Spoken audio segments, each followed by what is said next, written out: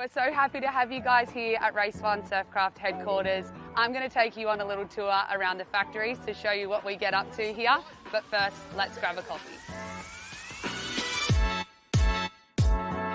So now I've got my coffee. We are in the Race One shop here. This is where you can come and buy all of your surf essentials. We have this amazing wallpaper which showcases so many great moments. This is our Race One Surfcraft and Shore & Partners boardroom. We hold a lot of meetings up here. There's plenty of memorabilia, as you can see. This is our amazing board showroom. They're just so great in the waves. They were actually designed by our very own Race One athletes in Matt Bevilacqua, Zach Morris and myself. So we've been on lots of boards over our time and we all absolutely love these, and they've proven to get results. Thanks for coming on our tour of Race One headquarters, guys. We want to see as many people walking away with our Race One Surfcraft. We can't wait. This is the Shore & Partners World Ocean Series, and this is history in motion. Manly Beach, a stretch of coastline as rugged and beautiful as the sport it has birthed. The Manly Lifesaving Club, founded in 1911, stands as one of Australia's oldest and proudest institutions. Here we are at the start of another chapter. The waves today, they're wild, unpredictable and fierce. For some, this is a fresh start. Others, it's an opportunity to capitalise on momentum. The Iron, the ultimate test of endurance, skill and willpower. Callaghan, Maggs, Raywood, Derbyshire and Massey. Rogers, Wellborn, Bevilacqua and Carberry, the seasoned stalwarts. And then Georgia Fitzsimmons and Ali Day, the legends still holding the line. It's a clash of the old brigade and the new blood. This is the Shore & Partners World Ocean Series. This is the Manly Classic. This is Surf Sports.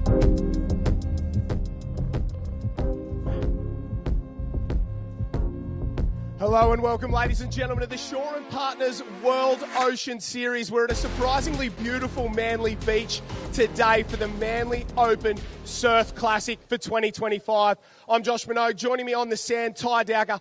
Ty, for 114 years, they've held the same surf carnival on the same stretch of sand here at Manly, and today we get to write another chapter in that historic honour roll. Yeah, you talk about 1911, but not only the great club of the Manly Lifesaving Club, but also the great names have come through here. We talk about, in particular that of Riddington, Max Riddington, and that of Barry Bennett. Their events will be named after them today. But the elements are up. The athletes are here. We've got a great day of racing. Yeah, add on top of that a layer of, well, it's moving time in the World Ocean Series. 10,000 points up for grabs in those main events, $10,000 as well. If you want to win an overall title, today is the day to get your season back on track, isn't it?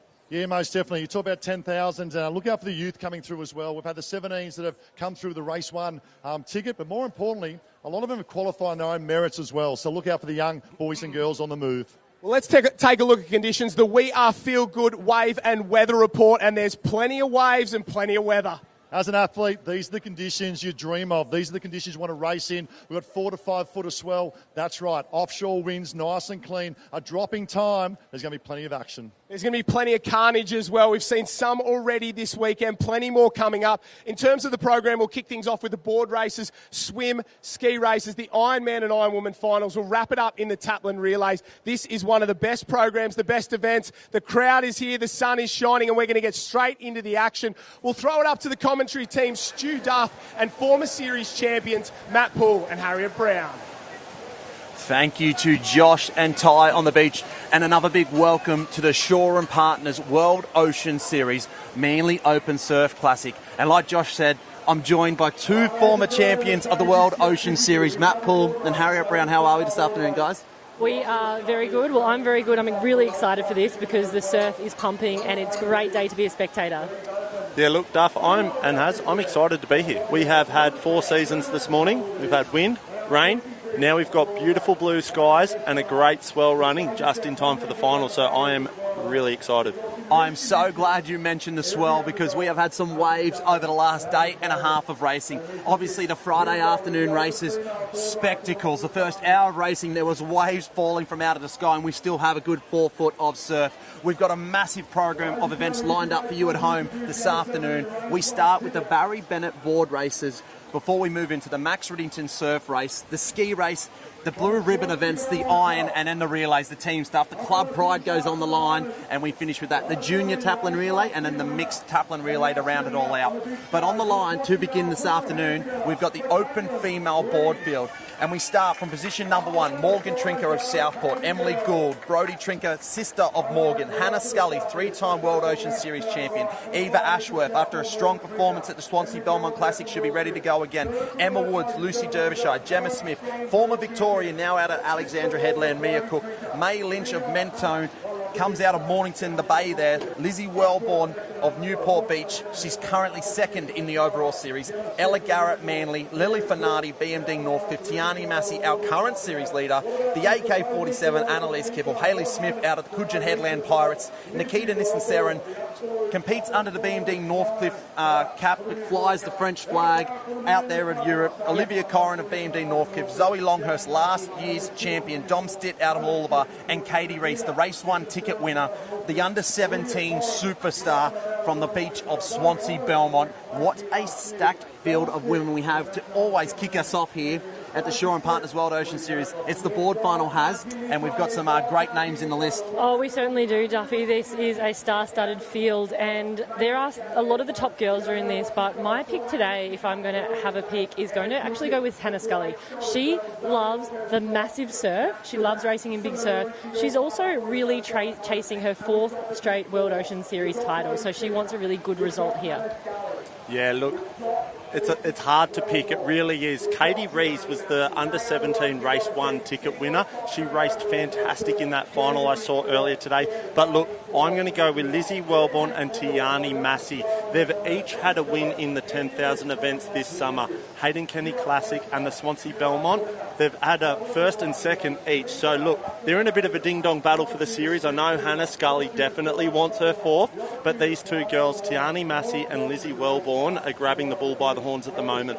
Yeah, they are in the starters' hands right now, and we are off and racing. There we go. The Shaw and Partners World Ocean Series Manly Open Surf Classic is underway, and look for the purple board of Hannah Scully early. These are her conditions. She loves when there's a bump in the ocean, and there's more than a bump here this afternoon. As well as that, the Australian board champion Brodie Trinker right there in that position 1. Over up in there, Emily Gould is off to a fast start with the yellow board. Who do you like the look of early, Has? Well, I think Lizzie's out there quite well in the left-hand side, but then also Tiani Massey in the middle. We've also got Annalise Kibble, and then Coogin Headland just did that first pop there as well. Yeah, strong pop there from Hayley Smith out of Coogin Headland. She's out there. She's probably going to get the first of it there again, as we see up and over Annalise Kibble. She's got the blue board. She's right there, but on this northern side, left side, they get to go open. You'll see the yellow board of Lizzie Wellborn go over the top, but it's the AK-47 Annalise Kibble, unfortunately disqualified in the ironwoman qualifiers yesterday, so she's out for vengeance, and she'd love to start her campaign with a board win here, Paulie. Yeah, that was a cracking start. We can see Annalise Kibble was just taking on that break. She really was so aggressive through that at the start there. But Tiani Massey is on her left-hand side, and Lizzie Wellborn is hot on their tail in 3rd. So at the moment, as the girls are making their way out to that first can, it's Annalise Kibble in the lead. Annalise Kibble is fired up at the moment, as you mentioned, Duffy, missing that iron, but she's been doing so well in all of the heats this morning. She's really looking in form. There's a few girls still trying to get out through that break there. It's just brutal. A little bit of chaos there. I'm not sure whose board that was, but there's one of the girls has lost their board. That might be Liv Corrin there, the pink board coming in.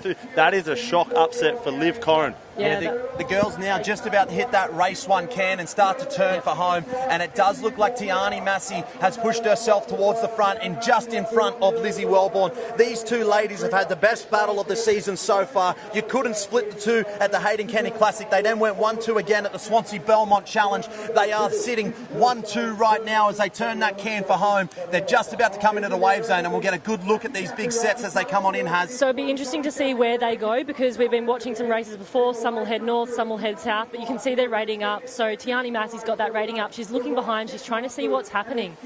Yeah, it really does impress me. Lizzie Wellborn is such an informed paddler at the moment. The way that she's chasing those runners on the way home, she's opting for more the northern side to come back in. Annalise Kibble in the middle there, and then Tiani Massey's going to the south. So you can see now Lizzie Wellborn rating up. She might have just pulled down a little wave here. I think she has. It looks to me like Lizzie Wellborn has found herself a winning wave. Can she go here back-to-back in the 10,000-point premier events of the Shaw and Partners World Ocean Series? That little bump there will bring her all the way to the beach. That will be enormous in the grand scheme of the overall series. Add the 10,000 points to the bank, but have a look out the back. There is going to be a race on for the minor places. I hope you're enjoying this at home, because on Manly Beach right now, the crowd is going wild. Lizzie Wellborn, we know what she's like once she gets a start. She is the biggest confidence player in the game. When she takes a win in the opening event of the Shaw and Partners World Ocean Series being the board, she is hard to stop. But the race for the minors is on now, and Tiani Massey, in the fashion she has always been, goes once again around the corner. She takes that one there. She's the fastest across the stand. She loves these sprint finishes, and Hannah Scully in third. But don't count out race one ticket winner, under 17 superstar Katie Reese with the jockey medal there in fourth. What an outstanding paddle from Katie Reese there. We talked about earlier that Lizzie Wellborn, Tiani Massey and Hannah Scully were going for the series. This is a great opportunity to grab big points, but that was just so impressive. A fourth from an under 17 race one ticket winner. That is one of the best ways to start the Shaw and Partners World Ocean Series program. These three ladies, Lizzie Wellborn, Tiani Massey and Hannah Scully, they are setting up one of the greatest board series we have yet to see ever in our Shaw and Partners World Ocean Series. You cannot split these girls at the moment. They are the three-headed monster. That's right, Duffy, and you haven't seen consistency across all three races so far. So these girls have been up there. Hannah's got 2 fourths and now a third, and Tiani and Lizzie, they have gone 1-2, 1-2 through these last three races. It just shows that they can be so impressive in big surf and flat. And don't forget as well, when we went down to Adelaide, the Glenelg Sprint Challenge, you couldn't split these girls either. They won 1, 2, 3 down there. They were right in the mix. We're going to go to Joshy on the beach. He's going to do a presentation and hopefully get an interview with the champ, Lizzie Wellborn. Well, ladies and gentlemen, in the presentation area, we have the World Ocean Series Manly Open Women's Board Race presentation. In third place from BMD Northcliffe, Hannah Scully. In second place from Maroochydore, Tiani Massey. And in first place from the Newport Club, your Open Women's Board champion, Lizzie Wellborn. Ladies and gentlemen, please put your hands together for your board race champion and place getters. And we'll try and jump in here and have a quick chat with the champ after she gets the photos there. Get the big check out of the way. Jump on down here, Lizzie. What a way to start. What an event. We didn't know if it was going to happen at the start of the week. It was wild early on, but your paddle there was one of the best I've ever seen. Yeah, it was. You never know what to expect going into an event with big surf, so I just tried to focus what I could do, and then when I got to the front, I knew I'd have the best chance of the runners, and I was lucky that one came up for me. We talk about the big four at the moment and the rivalry. Your Tiani Massey, your Hannah Scully, Brodie Trinker, and Katie Reese did a great job there. How intense is that rivalry? So intense, but I love a rivalry. Obviously, I am best friends with Harriet Brown, and we've always had a bit of a board rivalry, especially when we did Molokai, and I'm really enjoying the rivalry, particularly that me and Tiani have at the moment. She got second again, so we're both fighting for that top spot, and I think it's going to come down to in the last weekend at Northcliffe. What about your purple patch of form at the moment? You must be happy. Yeah, it's been a good run so far. We'll see what happens next. Ladies and gentlemen, the board champion, Lizzie Wellborn. Well done. Thank you.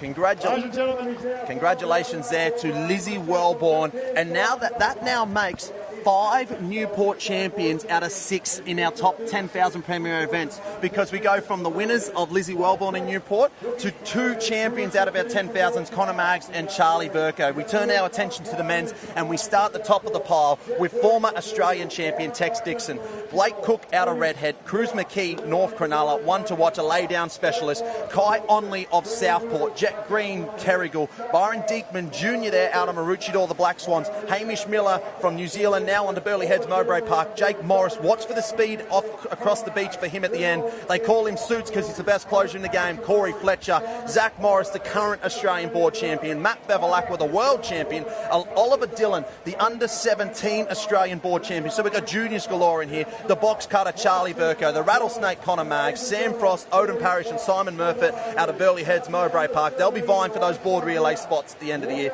Isaac the Coscat Costello, Braden Casamento, Reese Telfer, Ty Smith, and we round it out with the Race 1 ticket winner, Noah Maggs, and that Race 1 ticket was a fantastic race. It was a fantastic race. He was absolutely going for it, and it was really close. A couple of guys were coming up behind, but Noah Maggs is definitely in form at the moment, having the Race 1 ticket for the board and the iron.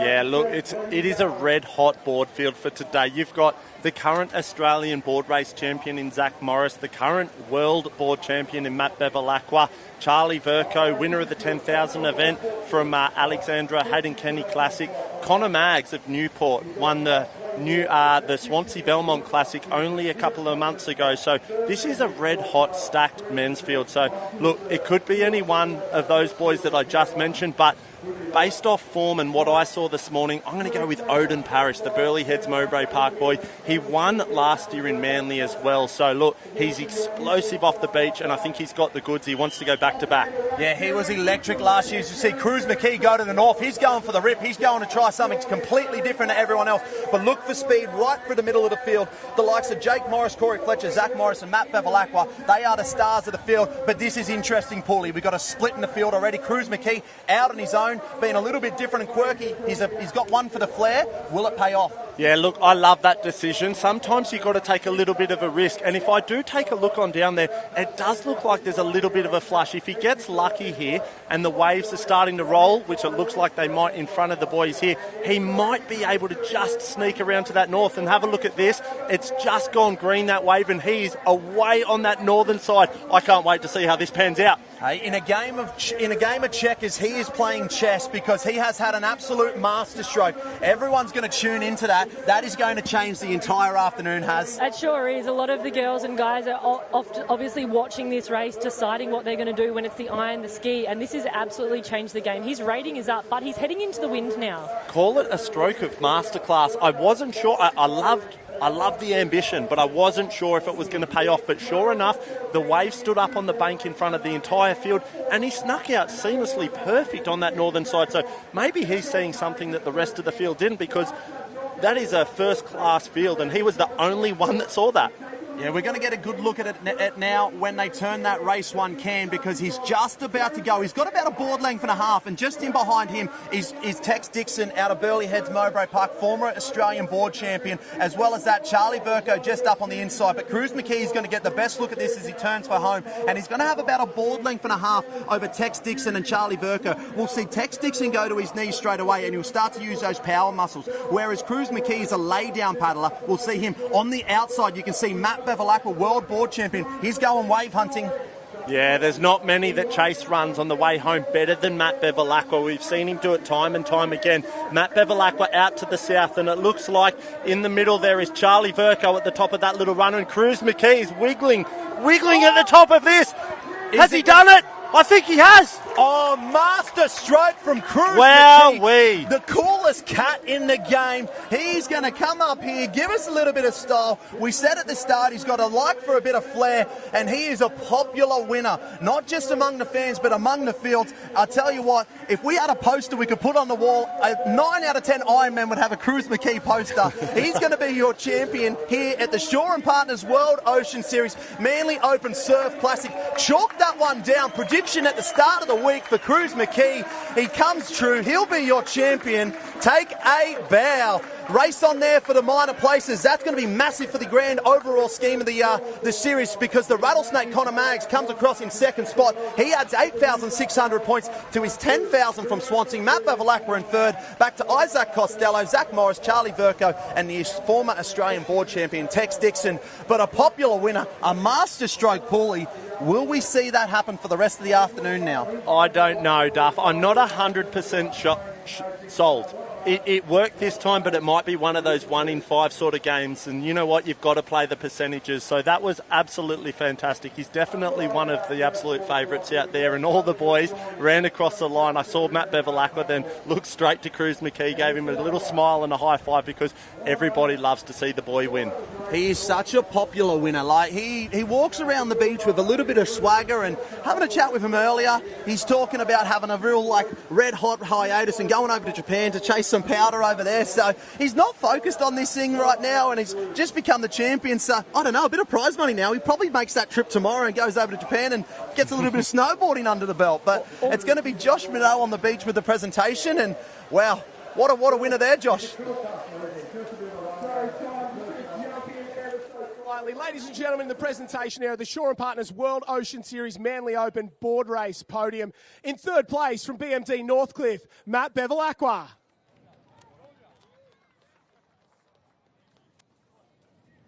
In second place from Newport, Connor Maggs.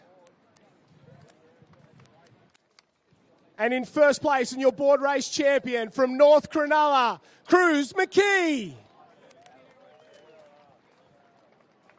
Ladies and gentlemen, please put your hands together for your Manly Open board race champion and place getters. Now we'll try and jump in here and have a chat. If you don't know Cruz McKee, if you haven't been a part of him, he's a snowboarder, a surfer, and one hell of a young gun, and you'll see a hell of a lot more of him in the future. Jump down here, Cruzy. Now, mate, I know for a fact you're a better snowboarder and surfer than you are a board paddler, but what a win that one was. Oh, yeah, it feels really, really good. That was one of the goals I set before the season, and just feels really good to be able to get that. Last year you put the pressure on yourself. You said, I wanted to win big races. I wanted to win the important ones. What's it feel like to fulfill on that? It'll still set in, I'm sure, but yeah, it feels really, really good. So really stick with that. Talk to me about the next few months. You've got a bit of racing, but you're also off overseas snowboarding. Yeah, I head to Richard next weekend. I'm going to try and sneak over to Japan in Feb just for a week or so. And then, yeah, stick him for Aussies. Congratulations, board race champion Cruz McKee. Thanks, Joshy. Yeah, great job. No, I'm just wondering, and I'm hoping that Josh Minot will be able to get an autograph of Cruz McKee for me, because I want to put that one up on the mantelpiece. What a cool kid he is, and obviously, as well, the overall series, Connor Maggs in the runner-up position there, that is going to be massive for him in the overall series, because he has the 10,000 points from the Swansea Belmont Challenge, adds another 8,600. 18,000 points out of 2 events. It goes a long way to winning the overall, Paulie. Yeah, absolutely. It was big points there for Connor Maggs. Even another one, Matt Bevilacqua. He's had a third place now in the 10,000. He's starting to pull together some last-minute points. He had a bit of a slow start to the season, but he's starting to get into his groove now like we're very expected of him. And now we turn our attention. Next event on the program, the Max Riddington Open Female Surf Race. And we start on position number 1, Dominic Stitt, Olivia Clues, Eve Warren, Jasmine Raywood, Kalani Ives, Emily Doyle, Pippi Tapanya, Andy Widsif, Tali Christensen, Bella Williams, Zara Tasaki, Jade Slee, Emma McDonald, India Holbert, Freya Wilson, Charlotte Cross, Charlotte Hart, Emily Hollyman, Michaela Whitney, Lily O'Sullivan, the World Surf Race Champion, Georgia Singleton. She was a local here on Manly Beach, now residing under the BMD Northcliffe Cup. April O'Gorman, the USA superstar. Brodie Trinker of Southport, Queensland. Kaya Sugars Karawa, Piper the Viper Harrison, Annalise Kibble out of Newport, Gemma Smith-Welch, Grace McManus, Abby Tolano, Janaea Massey, Claudia Rose Slavin, Lani Waller in the new colours of Newport, Fenella Gibbs-Bill, former Australian Dolphin, Charlotte Boma, Kimberly Doyle, Lizzie Wellborn, and young gun, the younger sister of Jasmine Raywood and the winner of the Race 1 ticket, Bianca Raywood. Watch these Raywood sisters. There's every chance in the world they go 1-2 here, Has. They certainly can, and they're doing so well at the moment, and they're really chasing points. They're doing a lot of races here, and there's quite a few girls in this race here that I think can win it. I think especially when there's big surf, there's a lot of body surfing, but I would be, if I had to pick, I'd pick Pippi Tapanya from Newport. She's currently leading the overall series at the moment for the swim, and so she really wants to place high in this. Yeah, look, Pippi Tapanya's had a little bit of an unfortunate morning by her own standards. She led the under-17 Ironwoman, had waves come from behind. She led the under-17s board, had waves come from behind. So, look, there's no doubt she wants to stay on top of the podium. I'm going to go with Lily O'Sullivan, current World Surf Race champion. Big waves like this, she's very strong, has a great set of body surf skills. I think Lily-O is going to muscle up and get this done. What a superstar Pippi Tapanya is. She's only 16 years of age. She's represented the Australian team at multiple national level events, including running, ironwoman and swimming. And she leads at 16 years of age, the best of the best we have in the world in our Shore and Partners World Ocean Series swim series. And look, like you said, Pulley, she's had a bit of a rough morning. She's had a bit of luck not go her way. Maybe it all turns around and she finds the best wave of the day and comes down it. Yeah, look, she's been so dominant all summer long. She is an under 17, but she had a third at Hayden Kenny Classic in our 10,000 event, and then she backed it up with a second place at Swansea Belmont in another 10,000 event. So she's certainly not shy of a podium result. She's doing fantastic, and she's really coming of age. She's giving it to these older open women competitors, and she's making a name for herself as an incredible surf racer. So they're heading out now, and they're actually getting to that back break, and it's pretty heavy. They're having to dive pretty deep under here now, and they're also being drifted towards the south. There were a few girls that ran into the north there. They're not quite up there, but it might start to pay off now. Have a look how far these girls are going to have to come back to those white cans. Like you just said, a couple of big waves have come. Now, when those big sets come through, you really notice that the sweep and the water moving across the beach against the wind to the south is really starting to play a big factor, because all of those girls have gone under those big waves. They've now been washed well south, and they're swimming far back to the north to get to that can. Yeah, they're trying to head to that white can, so they'll be swimming around those two white cans there. And they've had to swim a lot further than they wanted to, and it looks like there's still a big bunch there. So there's a couple of girls out in front, but the rest of them, there's arms and legs going everywhere. I definitely don't love being in a pack when I'm doing a swim, Pulley. No, that's one of the toughest things about the surf races that I find time and time again. Big numbers, isn't it? A lot of whether it be the board races or the irons, there's 20 competitors in the field, but here with the surf race, I think we've got 38 or 40. So it's a sea of swinging arms and legs, and you really do have to try and find your own green water. You have to get out in front, get clean water, and that's the secret to it. There's no doubt about it. As we see now, the girls have rounded that second surf race can. They're making their way back in. We don't really have a clear leader. We've got maybe one or two out in front. Yeah, so there's two out in front. They're actually from Burleigh Heads, Mowbray Park. So that could have been Lily O'Sullivan. I think she was the one that headed to the north a little bit, but it looks like Burleigh Heads, Mowbray Park are out in front. And then we've got a Northcliffe girl that's just headed just towards the south there. So they're starting to spread out. They're starting to do tactics. It'll be interesting to see who watched Lizzie Wellborn come on in on that north there. But they're looking to have a little spread. The north Here we go, Haz. Here we go. Girls now, 1, 2, 3, look like they might drop down that wave. They've done so well at the back end of a surf race to kick onto that wave. I think the south might get the best of it. Let's wait. No, sorry, the south has dropped off. We've got two competitors still body surfing that wave in. Two from Burleigh Heads. So it's two girls from Burleigh Heads that are out in front. They're going to stand up. This is going to be a sprint finish. Yeah, we're going to have a sprint finish here for the Shore and Partners World Ocean Series surf race title. And it's the two girls from Burleigh. It's the young gun. Charlotte Cross. It's Charlotte Cross out of Burleigh Heads, Mowbray Park, that takes the win right there. In second spot, Claudia Rose Slavin from the strong form down in Victoria, the Torquay Jimbour Classic. She took out all the 5,000s, and it's a Burleigh Heads Mowbray Park trifecta. It's a 1, 2, 3 out of the kingdom, but it's Charlotte Cross that takes all the victory right there. Claudia Rose Slavin in the runners-up position, and then rounding that Burleigh Heads trifecta, a clean sweep of the podium. I tell you what, the water is magic in Burleigh right now as Bella Williams comes across the line in fourth spot. Annalise Kibble, Lily O'Sullivan, Emily Holliman, they dip out there for the minor places in 4th, 5th and 6th. That'll be big for the overall, as well as Emily Holliman. She hasn't finished outside of the top 6 in any of our premier events this year whatsoever. So look for her to join forces with Lucy Derbyshire in some Taplin relays later on, but a clean sweep for the Burleigh girls has. It certainly is, and I haven't seen Pippi Tapanya cross the line yet. She's coming around now, so that is going to really shake up the points there. The girls from Burleigh Heads, they just were incredible. And you could see there how much further ahead they were once they held a wave all the way through. And that's the really tricky thing about body surfing. If you can get on that wave and hold it, it can make a really big difference. And those waves are really tricky out there. Yeah, look, I think the big thing that we're noticing for today is course management. course management is going to be the difference between winning races and losing races. You're exactly right. The way that you pick on those waves on body surfing, you need to keep your head down, take a big breath, and hold it all the way to the beach. As we cross on now, let's go to Josh Minogue and see the presentation. Ladies and gentlemen, in the presentation area, we have the World Ocean Series Manly Open Women's Surf Race Podium. In third place from Burleigh Heads, Jasmine Raywood. In second place, also from Burleigh Heads, Mowbray Park, Claudia Rose Slavin. And in first place, and your surf race champion, making it an all-Burleigh podium, is Charlotte Cross. Ladies and gentlemen, please put your hands together for your champion and place getters.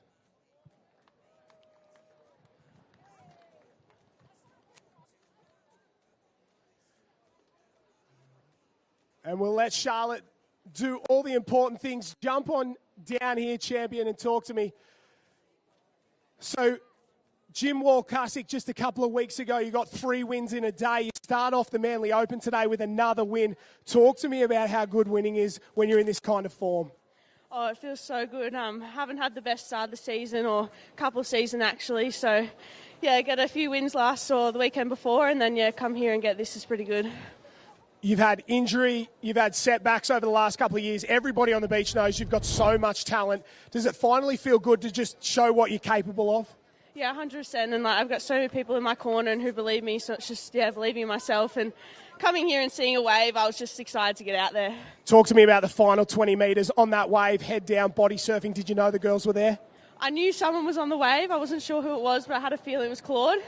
And, I knew it would be a sprint finish, and I just had to get up early and run and, managed to get there. How good's the Burleigh crew? 1, 2, 3? Oh, so good. Burleigh's doing so well this weekend, so hopefully we can keep it going. Ladies and gentlemen, Charlotte Cross, your Open Surf Race winner.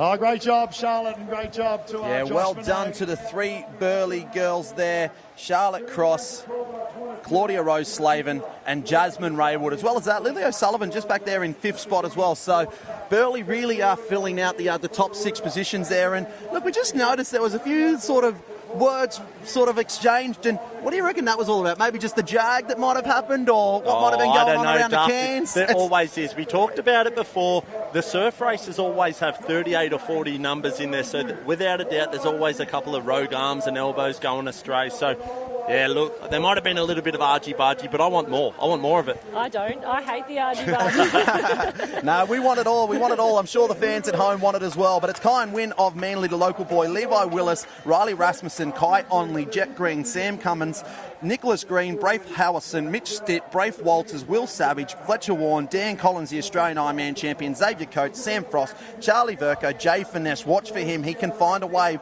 Jesse Coulson, Riley Brennan, Ryan Mudgeridge, Connor Maggs, Hayden Cotter, the local boy. He's 3-time World Ocean Series swim champion, and he hasn't won on his local beach. So Isaac Kieran gets his opportunity as well. Jackson Bond, Harry Kane, Jackson McCleary. We missed him at the Swansea Belmont Challenge. We won't miss him today. Charlie Walker of Cooks Hill, Duke Whelan of North Bondi, Tom Lewis, JC Joe Collins, Mitch Green, Henry Simpson, looks a bit like Cam Murray, Kai Taylor, Dan Calabert. Look at his haircut if you get an opportunity. Odin Parrish, Jack Carberry, Jimmy Kosh, Nick Middleton, Nathan Jay, and the race 1 ticket, his first race 1 ticket out of Mermaid Beach on the Gold Coast, Hayden Van Hooven. What a story that is. Been a great age grouper coming through. He's been in and around the mix. He gets his opportunity now with the race 1 ticket, and I think he takes it. Oh, he'll be so excited for this, to be in amongst these open swimmers. And you can see there's a split in the field already, with some heading towards the north, hoping that that will pay off, whereas the others have gone straight out, which they know that they're going to have to work back against the drift once they get out the back. Yeah, I think one of the caps I can definitely see that went to the north was that of Hayden Cotter of Manly. He's been such an informed swimmer. He won the Glenelg 7,000 point challenge only a little while ago. He won the 10,000 point Hayden Kenny Classic. He's the current World Ocean Series surf race leader at the moment overall. Look, there's no doubt about it. He'd love to get a win on the home beach. He absolutely would, and there are 4 Manly competitors in this surf race here, which is great for the Manly club. I can imagine he'll have a lot of his family and friends down here, but this field is spread across around 150 metres, 200 metres across the beach. just wild. I can't believe how much that they have spread out right across this beach so far. Isn't that just the story, though? When we get a little bit of swell and we get some surf, things change and anyone can win these races, and it makes it so exciting to watch. It does, and I love the decision-making here. It's not just about who's the fastest swimmer. It's not just about who can catch the biggest wave. It's who can make these decisions, and there's a set brewing out the back. Look at that. We're starting to see now, as we enter towards a lower tide, the swell is really starting to come in. There's been a massive sea on the horizon, but have a look at this. They are big waves out the back. They would be about 4 to 5 foot crashing down on that back break right now, and big straight lines of water as well. We knew that the southeasterly change was coming, and with that change it probably pulsed a little bit and we find a little bit of swell, and this is the perfect time to find a bit of swell in the Max Riddington surf race final. And tell you what, it is so hard to pick who the leader is here, because what would you say, there's 150 metres across the beach where we're swimming out right now? There are, and it's crazy because they're all heading to the one can, but they're finding different ways to get there. A few have snuck out, whereas others are still getting hit by that break, but I don't know who's winning. It's wild. It is wild. I would love to see this vision from a drone, because I tell you what, it looked like the south end got out first, but they've got a long way to come back to that first can up towards the north, whereas the guys on the north had a more direct route, and I think they may have just met them there first. So we'll have to wait. The boys are approaching the second white surf race can now. We'll start to make out a few caps as they make their way back to the ocean now. Here we go. We start to turn for home now, and it's Maroubra's Jackson McCleary that's got himself into the front of this race. Jimmy Kosh there just in on his hip. Hayden Cotter there in third spot. We then go back to the Newport boys. I can see as well the Burleigh Heads and the B&D Northcliffe claps right in the mix, but it's Jackson McCleary out of Maroubra. Like we said, we missed him at the Swansea Belmont Challenge. We won't miss him this time, and it's hard to miss him when he leads this one out. James Kosh just on his hip. He's an Australian team representative. He went and won the title there at the National Teams Challenge at the World Championships earlier with his Australian teammates. But where is our man Hayden Cotter? He has a beautiful technique and a beautiful stroke, Jackson McCleary, but he's not getting much love from the ocean at the moment, as we see Local on the knowledge. left. That might be Hayden Cotter. He's head Local down, knowledge. big six. He doesn't get down it. And the Jaggers seat out the back, they are going to come from the clouds. This could be an absolute boil over. The local boy, Hayden Cotter, trying to get it all done on his home beach, but he's got the boil over. He's going to have to pick this one up broken, because down to the north of the beach, someone is on it, and they are in a box seat ride the whole way home. Hayden Cotter has picked that up. That Hayden Cotter has picked that one up broken. Down on the south, we've got Newport. We've got 3. There's your podium, ladies and gentlemen. Who will it be? Will Savage went from last to first in the Taplin relay earlier today, and I have a feeling the Savmen might have done. No, it's Fletcher Warren, and there he goes. Connor Maggs almost with a stumble. Newport out in front. The rattlesnake tail is hissing, and he's going to get home.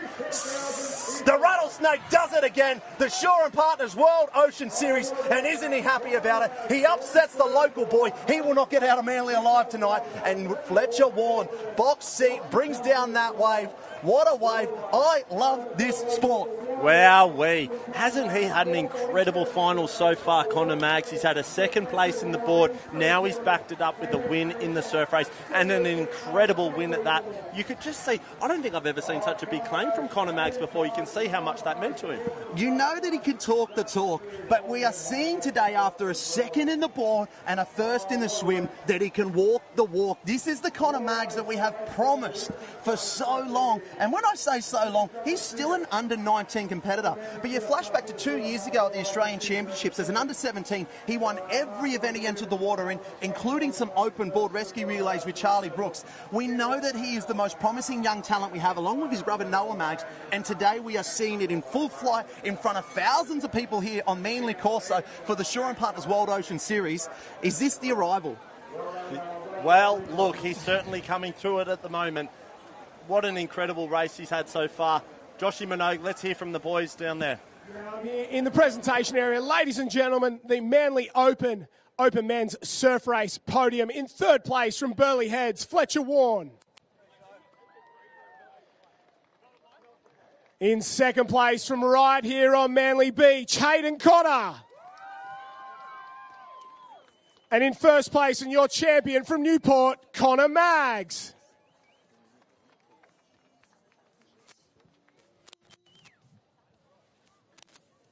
Ladies and gentlemen, please put your hands together for your Open Surf Race champion and place getters.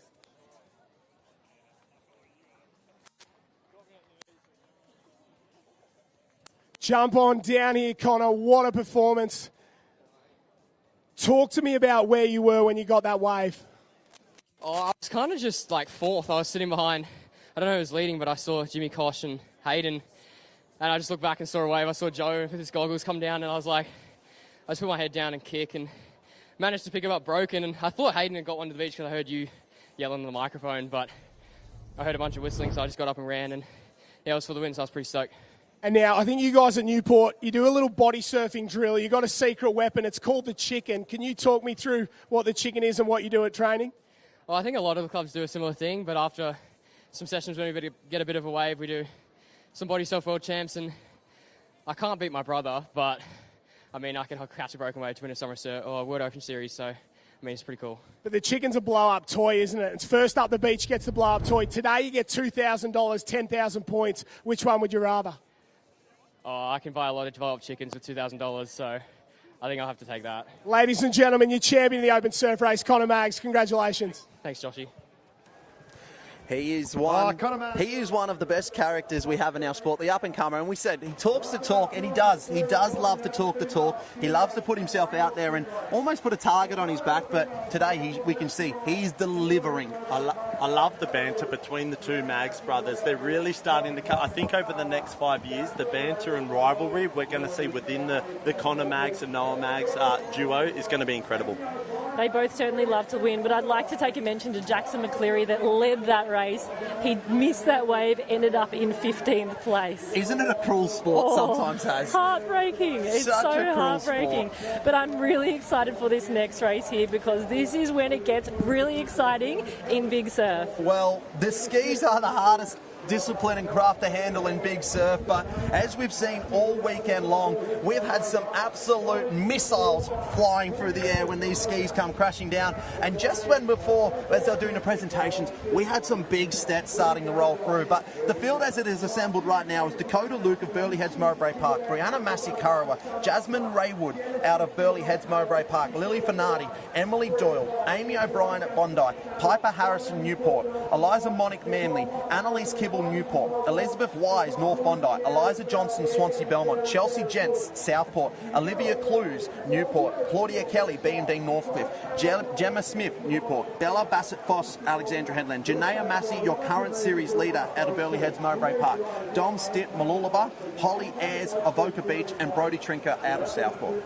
These girls have been going in and out of this surf all weekend, but the surf's actually picked up a little bit in this main arena here, and the sets are more consistent. So this morning we actually saw a few lulls. Some of the girls could wait for a little bit, then get out, whereas right now these sets just keep coming and coming. So there'll be some nerves on the line right now, but my pick for this race, I'm going to go for Gemma Smith from Newport. She was the World Ocean Series winner last year in 2024. She's a great ski paddler, but she's also a cool, calm and collected girl. She makes good decisions when she's under pressure. Yeah. What about you, Paulie? Oh, look, I love this race. They call this the F1 race of the ski. It is the best action, the most fun to watch in Big Surf like this because it is absolutely chaos. But look, it is such a first-class field. I'm really liking the looks of Annalise Kibble. We talked about it earlier. She was a little bit disappointed, made a silly mistake and got disqualified in yesterday's ironwoman qualifications, but she had a flying board start. She was up the front. She didn't finish it off, but she showed how much aggression and dominance right at that board race, and I think she's going to bring that same level of aggression into this ski race. So look, I'm going to go Annalise Kibble. Yeah, you might notice as well on the start list there was no race one ticket winner, and there was a decision made by the safety team. And look, safety is our number one priority. It's the heartblood of our sport, and just like safely managing all the assets as Shaw and Partners Financial Services do, they made the decision this morning that, hey, look, we think we're not going to run the 17 ski to junior ski. We're going to run with the open field, but we will still give out the race one tickets for the board, swim and the iron. So we'll see the return of the race one ticket when we get to the iron women in just a quick moment. But as we see the boats being floated right now, we see lines and lines of white water coming on through. The starter's got the difficult decision right now. I will just take this moment to mention as well, Holly Ayres of Avoca Beach. The Avoca Beach Club, they are mourning this week for the loss there of one of their club members, Ronnie Jordan. So he's in the hearts of all the surf sports community and the surf life-saving community. A big shout out to Avoca Beach, Umina Surf Life-Saving Club, as well as the Jordan family as well. Everyone here is thinking of you, and there was a beautiful, touching tribute this morning on the beach where the competitors lined, and we took a moment of silence.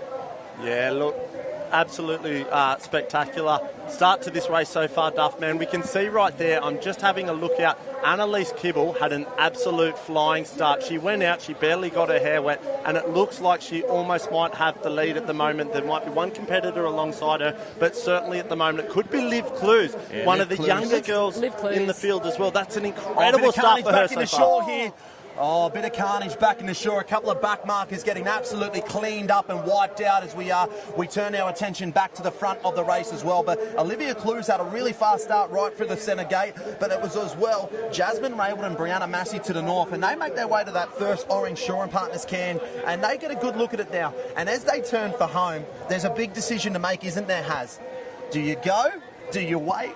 Do you charge? It's such a tough decision in surf like this, isn't it? Yeah, it certainly is. When they're out the back here, they don't really need to think too much. It's just about going hard and trying to get around that can as quick as possible to try and get a best pick of the waves. But when they're in the wave zone, that's when the decision-making comes. That's when they'll have to decide, especially if those sets come through. If there's no sets, you just go for it. Yeah, the cream rises to the top. Paulie Gemma Smith, last year's series champion. She's put herself to the front of this race. And Claudia Kelly's just sitting in behind. So we've got Dozer from BMD Northcliffe. She won at the Swansea Belmont Classic, so she's hot on the heels too. She's had a great start. And then Janaea. Hasn't she ever? Look at this. Jazzy Raywood's out wide, apologies, in third place at the moment. But like you said before, it's one thing to get a good start. That's 50% of the race. You have to finish that with getting back to the shore. And in conditions like this, it's not over till it's over. But certainly, Gemma Smith is one of the most classiest ski paddlers in the field. So, look, she's done this time and time again. No doubt she'll be staying cool, calm and collected as she chases those little bumps on the way home. Now, she's picking up a few nice little runners, but working that ocean very, very well. Doesn't look like there's a big wave on the horizon as we see. She's just getting little bumps.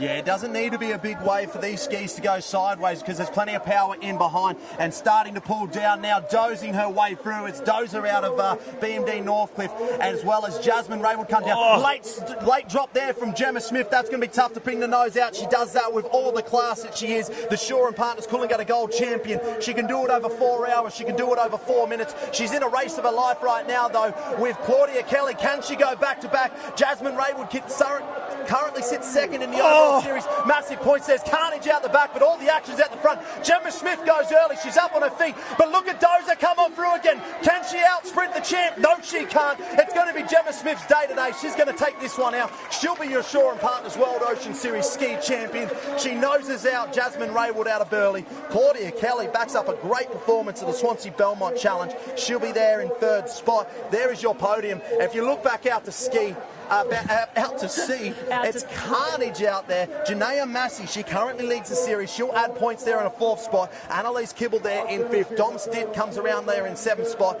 The local girl, Eliza Monick out of Manly, she'll round out that top six. That'll be points for the club if we were at one of the championship titles. But I tell you what, class always prevailed.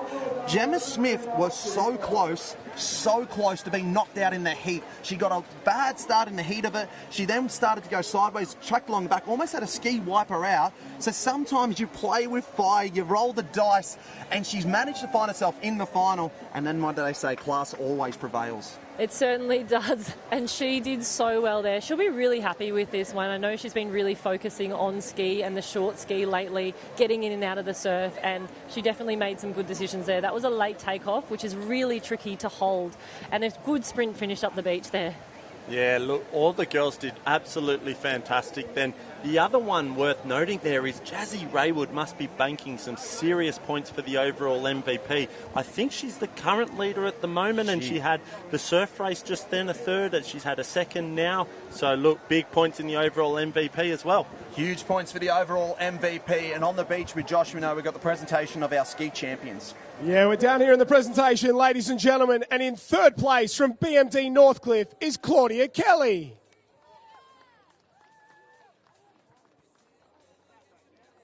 In second place from Burleigh is Jasmine Raywood.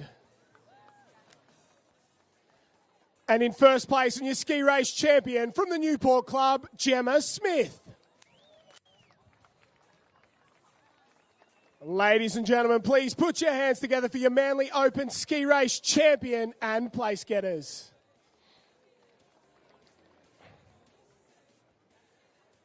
We'll let Gemma jump up there and get some photos. I want to have a chat with you, Gems. Jump on down here. It's been a big summer for you, hasn't it? A lot of changes. You come back to the sport sort of full-time. Coolangatta Gold win. We hadn't seen so many ski race wins, but you came back, and that was an absolutely stellar performance. Yeah, thank you. It's always great to race in some surf, and Manly definitely has put it on for the past couple of days, so it's awesome to race on now my home stretch of beach, being on the Northern Beaches with Newport, and yeah, it's really great that the club's been doing so well today, so hopefully we can carry that momentum for the rest of the races to come. Let's talk the last sort of 5, 6, 7 years. Danny McKenzie, Ali Bull, you battled with them at the top of the ski race. Now you've got the likes of Claudia Kelly, Janaea Massey coming through. How do you stay at the top of your sport? I know, it's so incredible to have such an amazing crop coming through of youth. They're definitely, pushing the pace in every single time you line up. So, yeah, it's just great to be able to keep trying to keep up with them and put my nose in front where I can and sort of take out the win today was really special. When you got halfway home and looked over your shoulder, did you think, oh no, there's going to be a wave? Absolutely. I think when I went dead flat, I was like, oh no, I was just trying to pull down any little bump I could, but yeah, lucky to pull down that wave and then, yeah, have the legs at the sprint finish. 10,000 points, $2,000 and a ski win. Congratulations. Ladies and gentlemen, Newport's Gemma Smith. Thanks so much. I tell you what, that's a great win. That is a great win there for Gemma Smith. One for the good guys there. She's one of the sweethearts of our sport, and everyone loves a Gemma Smith win. But we turn our attention now to the men's field, and these guys are the big boys of the sport. We call these the heavyweights. They're almost like the front row props. They get going, they're powerful, and they love to crash and bash around the cans. And we start at the top of the pile. Josh Murphy, Swansea Belmont. Olympian Jackson Collins out of Kurrawa. Harrison Torrens, he was flying earlier this morning. Lockie Tame, he's a former champion. Pierin Phillips, he's the current leader. He's out of the Great Britain. He races for North Burleigh. Charlie Burko, he is chasing those MVP points. He's trying to chase down Corey Fletcher, last year's champion. Then we go a quartet from B&D Northgift. Jake Morris, Kalani Gilbertson, Mitch Morris, and Riley Fitzsimmons at Paris, the three-time Olympian. Campbell Bowen is making the habit of these Shaw and Partners World Ocean Series finals out of the Half Moon Bay. The Mooners will be going mad down in Victoria. Oscar Jones, he was a Manly local boy. He's now over in WA with Michael Booth out of Sorrento. Daniel Mole at Kurrawa. Nick Green at North Burleigh. The crowd favourite, Mitch Trim of Newport. He lives only around the corner at Manly here, so this is where he trains most of the time, and a win here on not his home beach but his training beach would be outstanding. Campbell Greaves, Ben Carberry and Corey Fletcher all out of the BHMP. Jake Reese, Newport, and our 2022 and 23 champion, so back-to-back champion, Noah Havard out of North Bondi. He's also an Olympian. We've got a few Olympians in here, Paulie. It's actually crazy, Duff. We have 4 Olympic medalists for kayaking. That is just insane. There's not too many other sports, I think, where you do get that level of pedigree, but the Shaw and Partners World Ocean Series is up there with the best of the best athletes in the world. There's no doubt about it. So, look, that is a star-studded field. I can't wait to see this. I can't pick, but I'm going to go with Mitchell Trim. I've had a last-minute change. What? I'm going with Mitchell Trim. Oh, you are just playing up to the crowd. Yes. You always like to play up to the crowd, eh? You've always been a showboat. He's the people's champion. How good would it be for a Mitchell Trim win?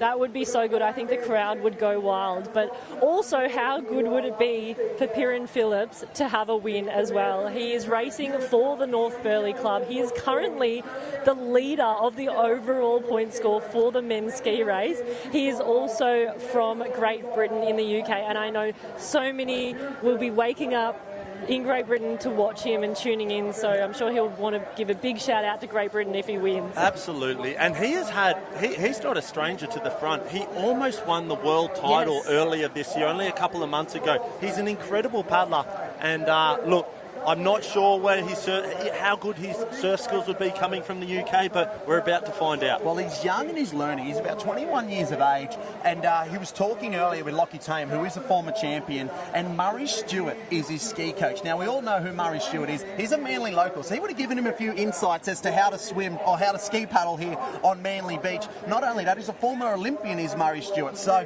look, Pierin He's got a good camp in behind him, and he is the current series leader, so I hope. There's also a race within a race, and it's just something to tune into and keep an eye on. And it's the race of the MVPs. It's Corey Fletcher and Charlie Verco, and they are in this race. We know that Corey Fletcher's last year's ski series champion, so he's a great calibre, but they are there chasing MVP points. And you'll see them pop up time and time again because they're wanting to get as many points as they can. Some of the others will rest up and just focus on one race. There's a lot of specialist ski paddlers in this race, but you'll see a couple of the Ironman pop up there, which is Charlie Verco, and then you've also got Benny Carberry as well, who I love watching in Big Surf. I was just about to say, the current Australian ski race champion, Big Bad Benny Carberry, he's right there alongside his clubmate in Corey Fletcher. So look, if those two boys get off to a flying start, who knows what they're capable of. Yeah, there are wheels spinning, but I love the speed on the southern side. Noah Havard has shot out of a gun, as has Daniel Mole of Kurrawa Beach. He has flown up and over. Mitch Trim off with a flyer as well. Jackson Collins, he's all power right there.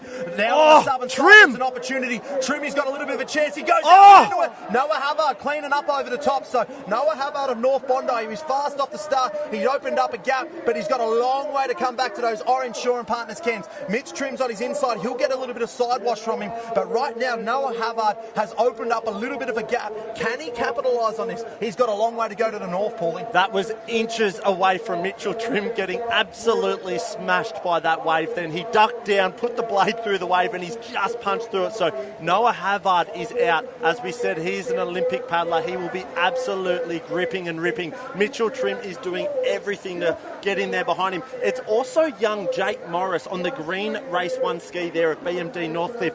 He's also having an incredible race so far.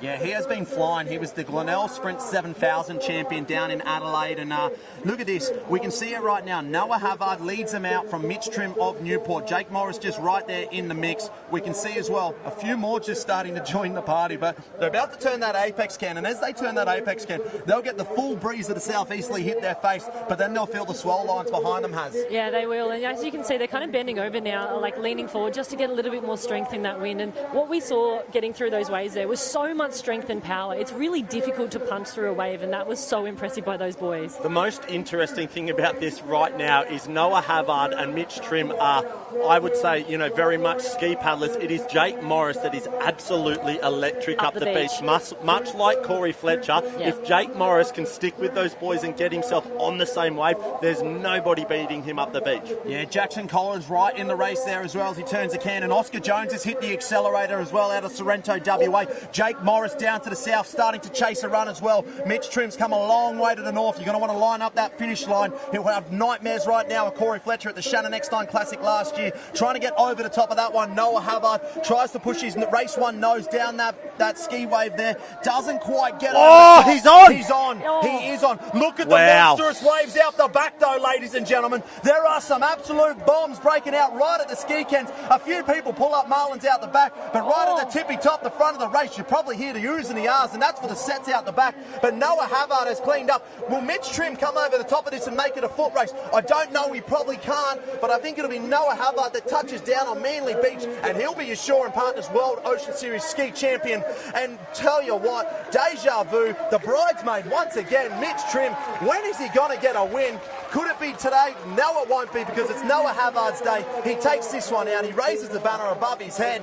I can hear the song playing in Mitch Trim's head once again. Jackson Collins rounds out that podium. We go back to Murphy of Swansea Belmont. Wes Gould, he sneaks in there. But Noah Havard, from woe to go, led from start to finish. He was on the south. He became the king of the north, and he took the title. That was really, really dominant and strong paddling from Noah Havard then. We were watching on the beach, and I thought for sure he was going to miss that, Stu Duff, but he just absolutely muscled his way down that wave, held it to the beach. Incredible set of surf skills. But on top of that was Mitch Trim. Just sat. I thought for sure he was going to get swallowed up by the wave behind, but he just paddled on top of that wave and even actually paddled over the top of it, joining Noah only right at the end there.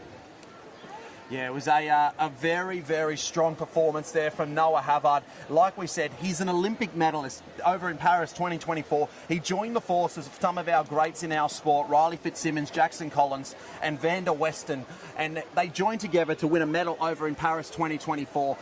He now comes down to Manly Beach, just down the road from where he is there at North Bondi, and he gets himself a bit of silverware to take home, 10,000 points. He goes to try and retain the title. He's won it back-to-back in 2022, 2023, and he now gets the 10,000 points. We've got Josh Minnow on the beach, and we've got the big boys up on the podium.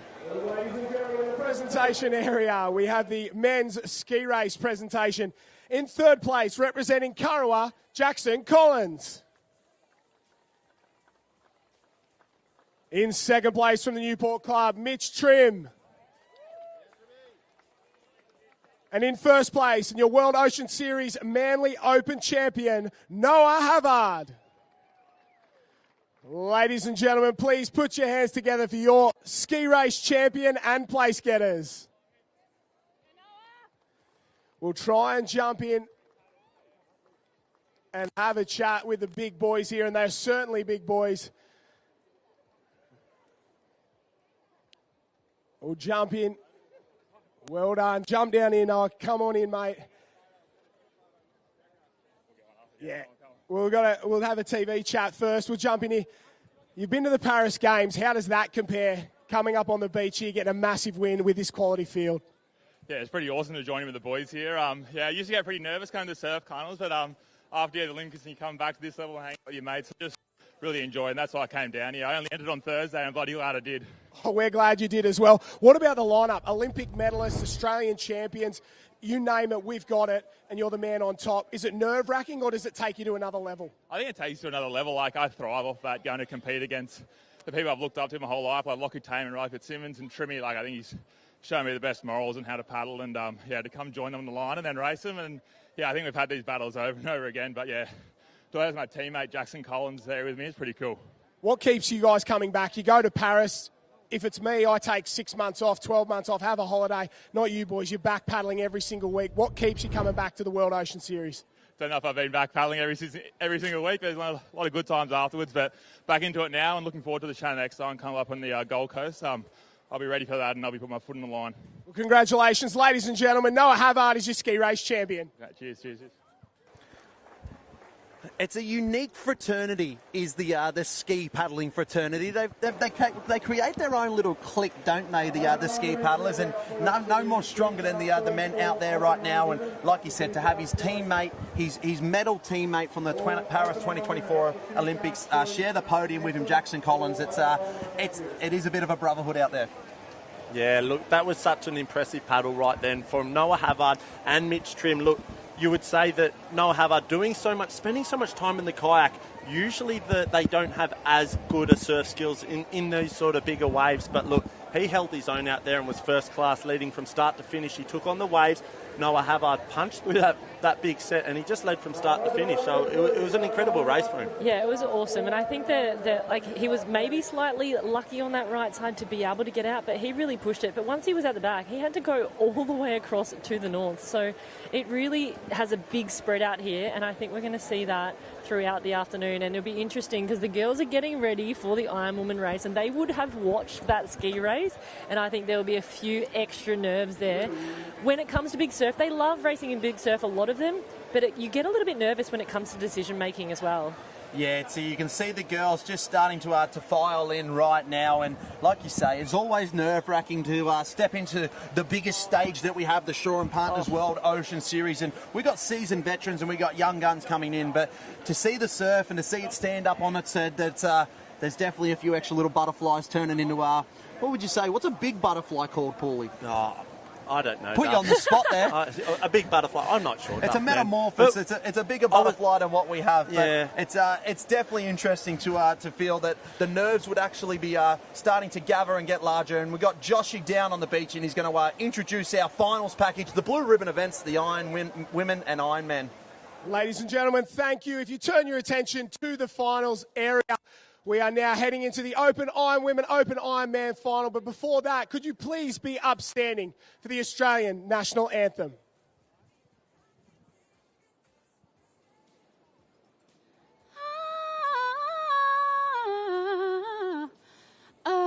Australians, oh, let us rejoice, for we are young and free.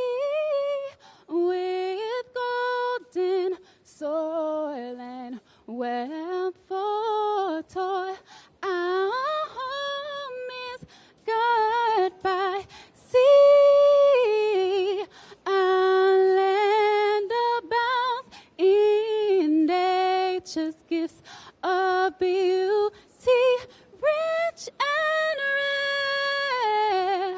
In history's page, let every stage advance Australia fair. In joyful strains, then let us sing. Advance Australia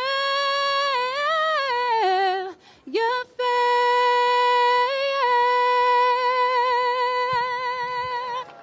Oh, what an effort. Let's put our hands together. What a phenomenal effort for the Australian National Anthem. As ladies and gentlemen, it is now time for that of the Open Ironwoman Shaw and Partners World Ocean Series Manly Surf Classic. And what a quality field we have.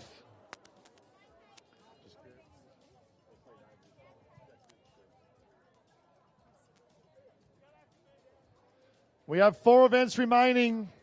Open Ironwoman, Open Ironman, into that of the youth taplin and that of the mixed taplin. Ladies and gentlemen, boys and girls, get your hands out as we introduce the fittest and fastest surf sports athletes from around the world. And what about this young lady? She's up and about for the Newport Club, Lizzie Wellborn. Sunshine Beach, Gemma Smith Welsh. Talk about Smith, 2 Gemma Smiths from Newport. Dominique Sitt from that of Mooloolaba. Olivia Cohen from that of Northcliffe. Bianca Raywood, Burleigh Heads. 3rd in the series at the moment from Maroochydore, Tiani Massey. Carla Papak from Burleigh Heads, Mowbray Park. The under-17 pocket rocket from Swansea Belmont, Caitlin Reese. What about the world champion? The world champion from Northcliffe, Naomi Scott.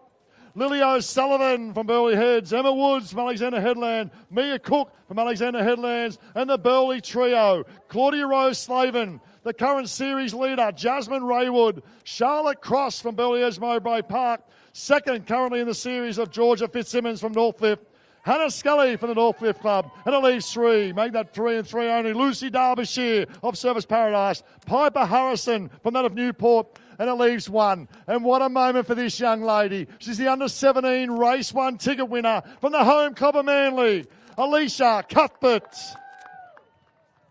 Oh, Joshy, what a stage for Alicia. What a story that is for Alicia Cuthbert, the Race 1 ticket winner on her home beach, and that was one of the races of the day from the Race 1 Junior Arena. She took her opportunity, she sprinted up the beach, and she won in about 7 or 8 sprint finish. So she seized her moment, and the fans, the beach, it was electric. It was awesome to watch, and look, she gets her opportunity to go out with the best of the best in here. Yeah, she did it in emphatic fashion, Duff. It was actually quite incredible to watch. Pippi DePagna was actually out in front leading that the race right until the final moments. A big wave joined them, and she just held on that southern side of the line, winning the sprint up the beach. And you should have seen the, I'm going to say, elation and a little bit of disbelief. She was so happy to have got the one. I was literally standing right there, and she was just in shock. It was really cool to see for a home girl. And you know what she was so excited about? She was excited about getting a new pair of Jade swimwear to be able to race in this final with her name across the back. And I think that is something that all young Ironmen and Ironwomen aspire for. Well, isn't that just the biggest coming-of-age moment for an Ironman or woman? Yeah.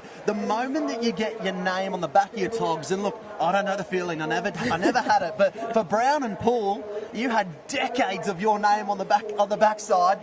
It's just a special moment, isn't it? It certainly is. I think it really shows, it signifies that you have made an Ironwoman final. And here at the Shaw and Partners Manly Open Classic, there is a crowd absolutely lining the beach and also lining the promenade. And when you're racing out there with your name on your backside, it is on TV. There's no better honour in surf lifesaving. Yeah, look, I think when I got my first pair in 87 BC, I was very, very excited to have Paul chiselled onto the back of the togs there. It was fantastic. So, yeah, look, there is a big crowd. As I have a little bit of a look along the promenade now, that's what I love about Manly Beach.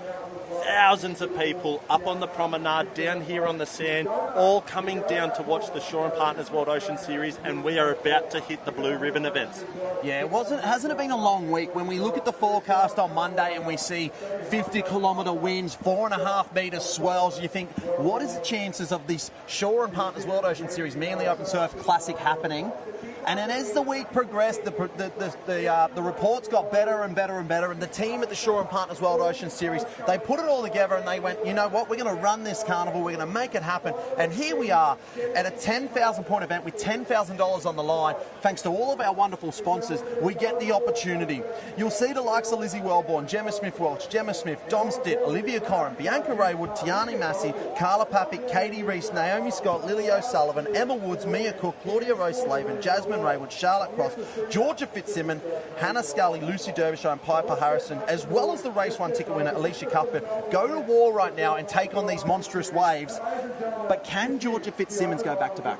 I think she can. I think Georgia is in fine form at the moment. Swim leg is also one of her strengths. She's down on the right-hand side. It'll be interesting to see what she does at the start, but she's one of my picks for this race. I think there's quite a few that are able to win. There's a few in form. Lizzie Wellborn on the left-hand side. Dom Stitz actually ran down to the north, and we've also got Tiani Massey in the middle. And no, don't forget Naomi Scott. She'll be really vying for the front in this swim. There is a couple of absolute monster waves just in time for the final, rolling through now as the girls make their way out through the ocean. Look, I'm going to throw a big mention out to Jazzy Raywood. She's had a third today in the surf race. She had a second in the ski, and she's the current World Ocean Series ironwoman leader at the moment. So she's certainly in form. Let's let them rip. So at the moment, just in front is Naomi Scott. She loves a big wade and she loves some dolphin diving, and she's really trying to push to the front there. But as you can see again, they're spread across. The field is really spread, and it really makes a difference where you start on the line, and that also makes a difference what your decision making is.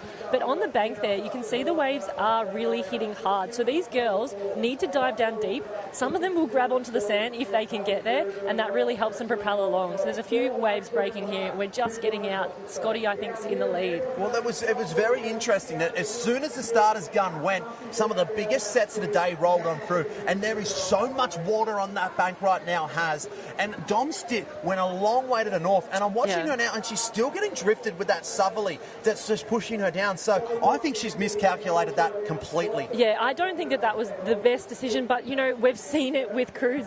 He came out and it made a difference. So maybe she's just going for a gamble here. Yeah, look, it's a little bit of a gamble for sure. We talked about playing the percentages and probability. Cruz McKee made it work earlier. I definitely do not think it's worked for Dom Stitt here. She has got a monster swim to come back to that first cairn. As we see now, the girls have made their way back out to the break. They're perfectly in line. The course management here is first class, as we're going to start to pick up a couple of caps as the girls make their way to the Shore and Partners World Ocean Series first swim cairn so there. They're heading around the swim cairn. It's a BMD Northcliffe cap. It's Naomi in the lead at the moment, and she's just ahead of, we've got Newport. Claudia Rose Slavin, I think, right there in the mix as well. So a great little start here, and obviously the order being swim, board, ski, and I tell you what, coming down to that final leg, that is going to be the make or break leg. It often is in an Ironwoman race, but especially with the conditions and swell the way it is and all the fatigue, because that has been a tough swim out there. They have had to traverse a whole mountain of whitewater, and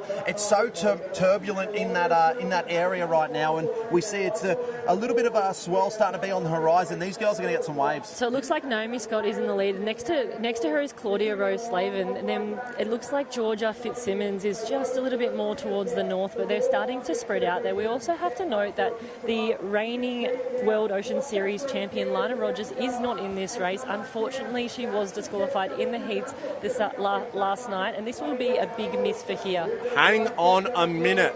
Have a look at a couple of these swell starting to roll in for our back markers. The leaders are rolling over doing backstroke. This is going to pick up a bunch of the girls here. That is devastating for the leaders. Devastating for the leaders, but fortunate for those back markers that sat in the Jargers seat, and they brought that one all the way through, and that will turn the race on its head. And we have seen this happen time and time again. But going back to Lana Rogers, she was disqualified yesterday for a incomplete course, so not getting the course proper, and that's just the way it rolls sometimes, and what that does is it opens up the door and it gives an opportunity for everyone to potentially, it looks like it's Bianca Raywood, young under 17 Bianca Raywood and Jazzy Raywood. We said at the top of the program that there's a chance these Raywood sisters go 1-2 today, and right now they lead it 1-2 through. Bianca Raywood, under 17 competitor, she is there, she's going. Jasmine Raywood in second spot. And then Olivia Corrin is just running through in third from BD Northcliffe, and then we've got all the girls coming in behind. So these girls would have been the ones that held that wave. They've overtaken the front markers. This has really made a change. Little bit of a mistake from Jazzy Raywood there as she came down to pick up her board. She ran to the wrong end of the line. It's cost her a couple of metres, but she's still doing okay as we see Bianca Raywood, her younger sister, under 17, still leading this on the board as she makes her way out now.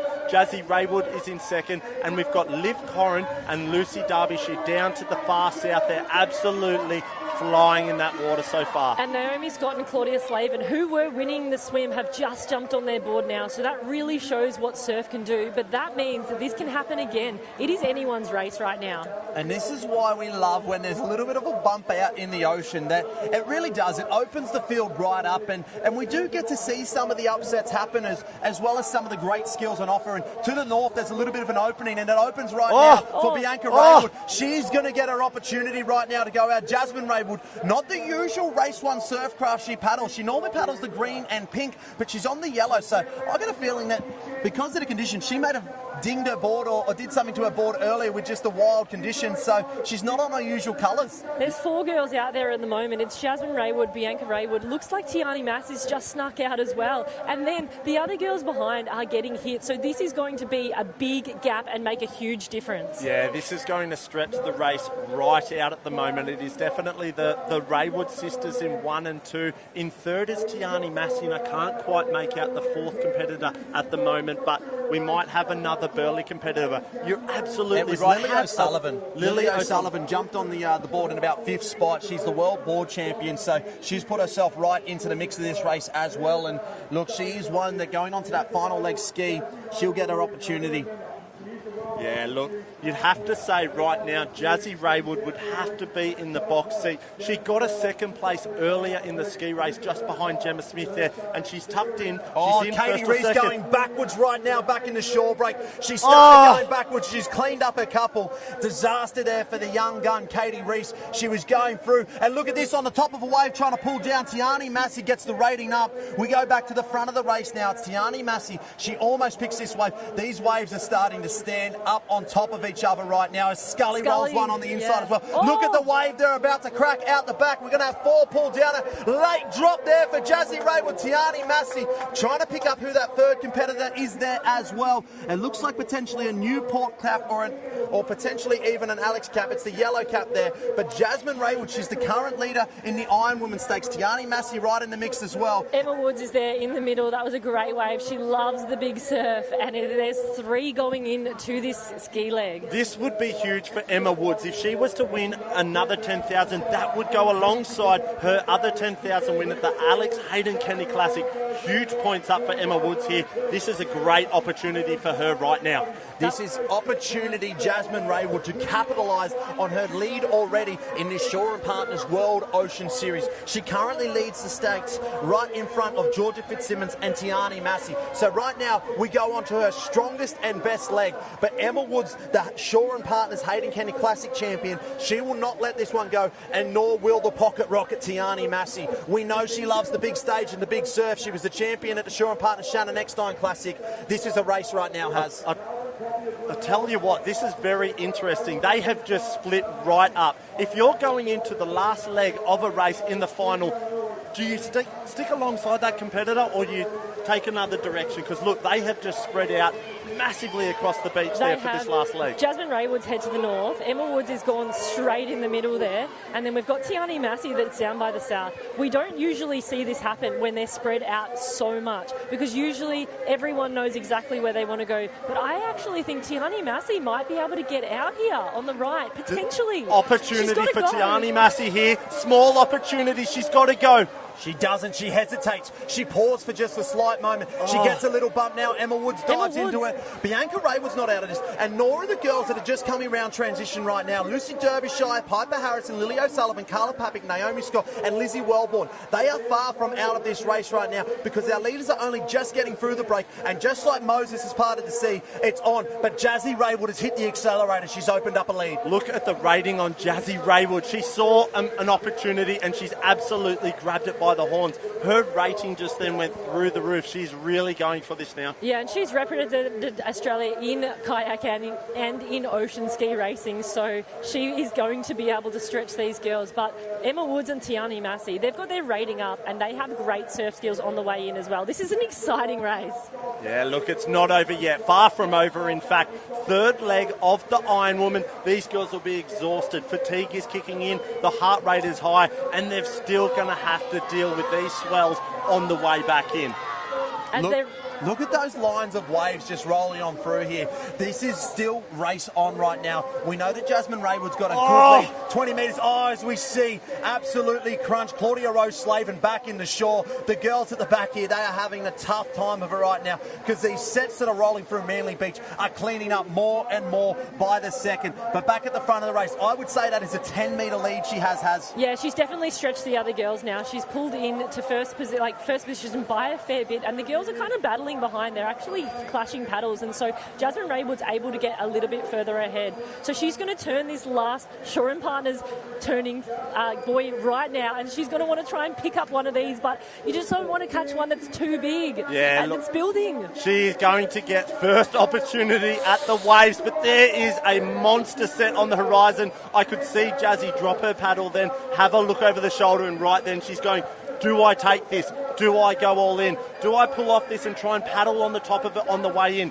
10,000 points up for grab. Look at the size of this, Paulie. Look at that. That is absolutely standing up on the bank right now. There is big decisions because there is so much at stake on this race. They sit on top of that wave, Hats. This is heart-in-mouth stuff. Oh, my gosh, I don't know where to look. It's like a car crash. I can't look away. Girls on at the back. Lizzie's charging. The girls are going. They're going to charge. Here we are. Lizzie Wellborn sits on top. Naomi Scott, the Australian ski champion. They sit on top. Jasmine Raywood in a dangerous spot right now. Jazzy. She needs to take the late drop. She will. She's going to go nose in and out. Carnage there for Jasmine Raywood. She led this race the whole way. She has found herself in a spot. Back on the southern side, Naomi Scott and Lizzie Wellborn. They have found a way through this treacherous passage. The danger is past. It is a race in two right now. Naomi Scott, the Australian ski champion, and at the top of the package, the board champion from earlier, Lizzie Wellborn. But it's going to be Naomi Scott. She finds a way here. 10 years as a Manly nipper.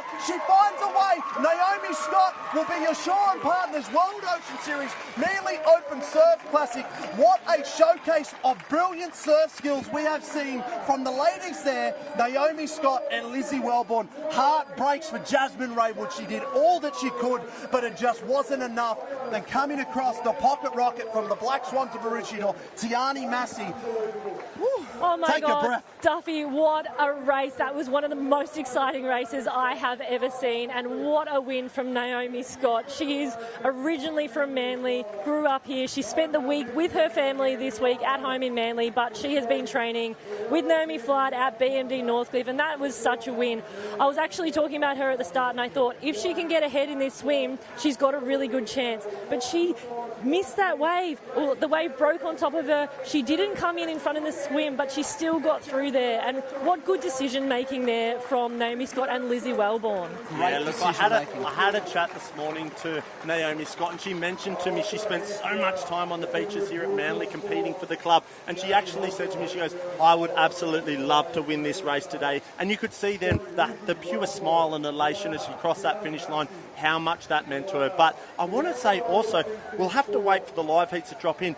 I think Bianca Raywood might have just got fourth. Bianca Raywood, under 17 competitor, sister there of Jasmine, who led it for the majority of that race, has finished in fourth position. Now, we have touted this young under 17 age group for at least the last 12 months, and they just continue to deliver on the biggest stage time and time again. But a Queenscliff nipper, a Manly junior, she was under 12, spent the best part of 10 years of her life here on this beach, honing her craft and the skills that she was able to show right now on display was second to none. She was your champion here. She was the world ironwoman champion at the beginning of this year. This is a stellar season from Naomi Scott. She's putting together one of the all-time seasons, and look, the girls, they embrace, they hug. They're having a great time down there, and why not? They're celebrating. They're having fun.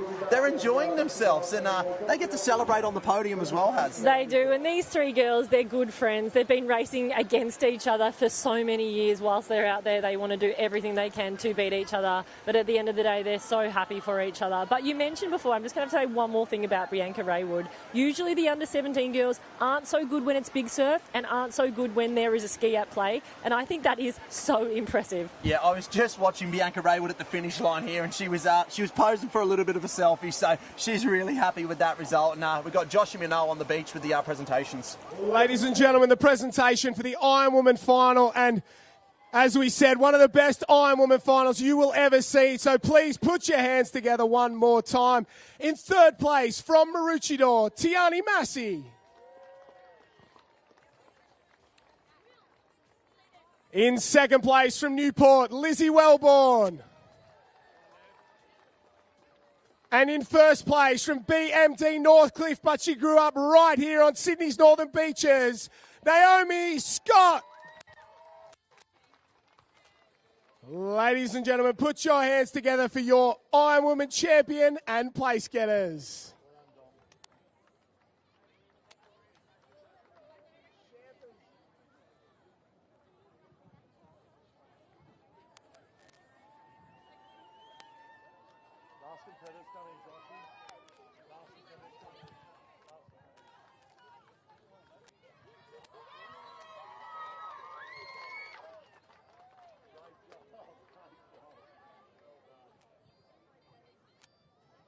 The girls getting the champagne ready down here.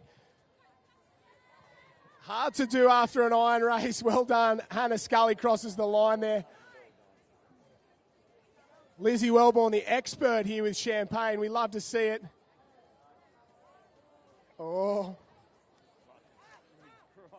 And ladies and gentlemen, put your hands together for your podium place getters and champions.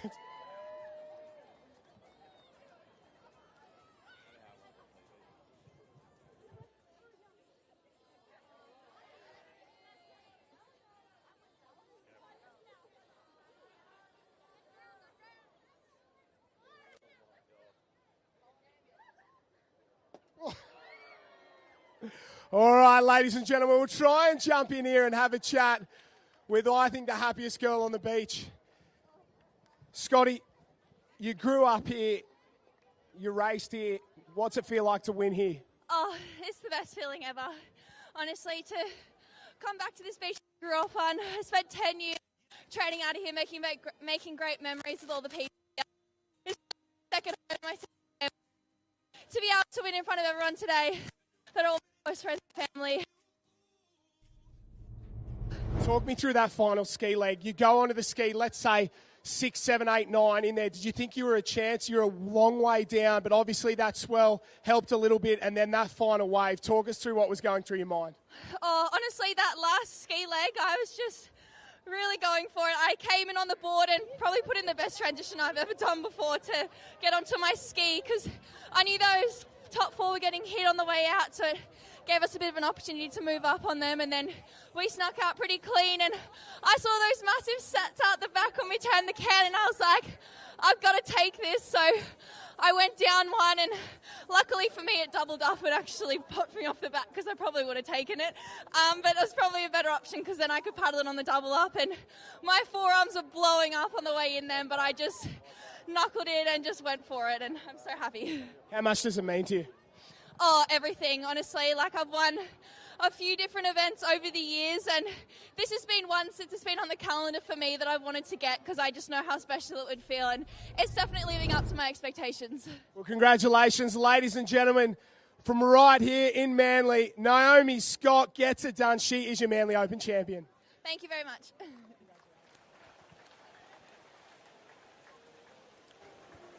What a victory there for Naomi Scott. And, we were having a little giggle that you can tell the girls are professional athletes. They don't spend too much time around the champagne bottles because that took almost the same length as the race did. But I'm happy they finally got their moment. And I've aged a little bit. I've got a few more wrinkles, but the champagne bottles were popped. But we can't celebrate the victory for too long because we turn our attention now to the men's field. And one notable name that we don't see there, and look, this is going to turn the whole series. We had Lana Rogers in the women's disqualified, but Ali Day was the most unlucky man on the beach yesterday. Everything that could have gone wrong for him, at no fault of his own, went wrong, and he was eliminated in the quarterfinals. The last time that we had Ali Day not be in a final, you have to go back into the teens, and it's like, it might as well have been 2000 the last time he did it, because we went all the way back in the record books, we couldn't tell. But coming through on here, the start list will be Joel Piper out of Burleigh Heads, Mowbray Park, Joe Collins of BMD Northcliffe, Zach Morris, BMD Northcliffe, Jackson Borg, Newport Beach, the Rattlesnake, he's been on fire so far, Connor Maggs of Newport Beach, Finn Askew, Surface Paradise, the Slim Reaper, Ethan Callahan, Burleigh Heads, Mowbray Park, last year's champion. He won on this beach last year. Can he repeat faith? He told me, I'm going all out, I'm going to let it hang out and let's see if it sticks. That's Cooper Williams of Alex Headland, Matt Bevilacqua, a renaissance, a return to form. He'll be one to watch from BMD Northcliffe. Riley Brennan, the young under-19 superstar, trying to chase his older brother CJ around. They're both in here today. Charlie Verco, he's looking for big points. The Australian Ironman champion, Dan Collins of Redhead Beach. Old Soul Dog Sea Legs, Tanner Linden. He loves these conditions. He's in with a chance. Riley Harlan of BMD Northcliffe. Corey Taylor, BMD Northcliffe. And Jake Morris, BMD Northcliffe. We then go to Nick Middleton of Wonder. CJ Brennan of Currumbin. Big Bad Benny Carberry, Burleigh Heads, Mowbray Park. Corey Fletcher out of Burleigh Heads, Mowbray Park. And the race 1 ticket winner, the young kid. He's won 6 of them now. He is an absolute super freak, and it's Noah Maggs. Yeah, look, that is an absolute star-studded field, Duffy. It was absolute shock horror yesterday for Ali Day. He definitely wanted to come down to Manly and lock away some good points in this 10,000 event. It wasn't to be. But look, nonetheless, that field is absolutely first class. My pick, looking at the order of the race, swim, board, ski, I would say Ben Carberry. But going off form of late, I'm going to go Joey Collins. They are some good picks there, Paulie. Those two are definitely in form at the moment, and with big surf, I think Benny's definitely able to handle it. But for my picks today, I'm actually going to do a couple of interesting ones here. I'm going to say Tannen Linden for a dark horse, because last night I saw him hold a ski wave that I don't think many people would have been able to hold. So when it's big surf, Tannen Linden. But with Swim First, as you mentioned, we might see some of the good swimmers come to the front, and if they can get a wave from the front, then it might be up to them, which is CJ Brennan, Riley Brennan, and you've got Cooper Williams as well. Yeah, look, I've seen it happen so many times now, it's unusual. If there is somebody on a wave from the back in that surf race, I can guarantee it'll be Tannen Linden. He has got absolutely first class body surfing skills and surf skills all around. As we can see now, the boys getting underway. I can't wait to watch this. I'm pumped.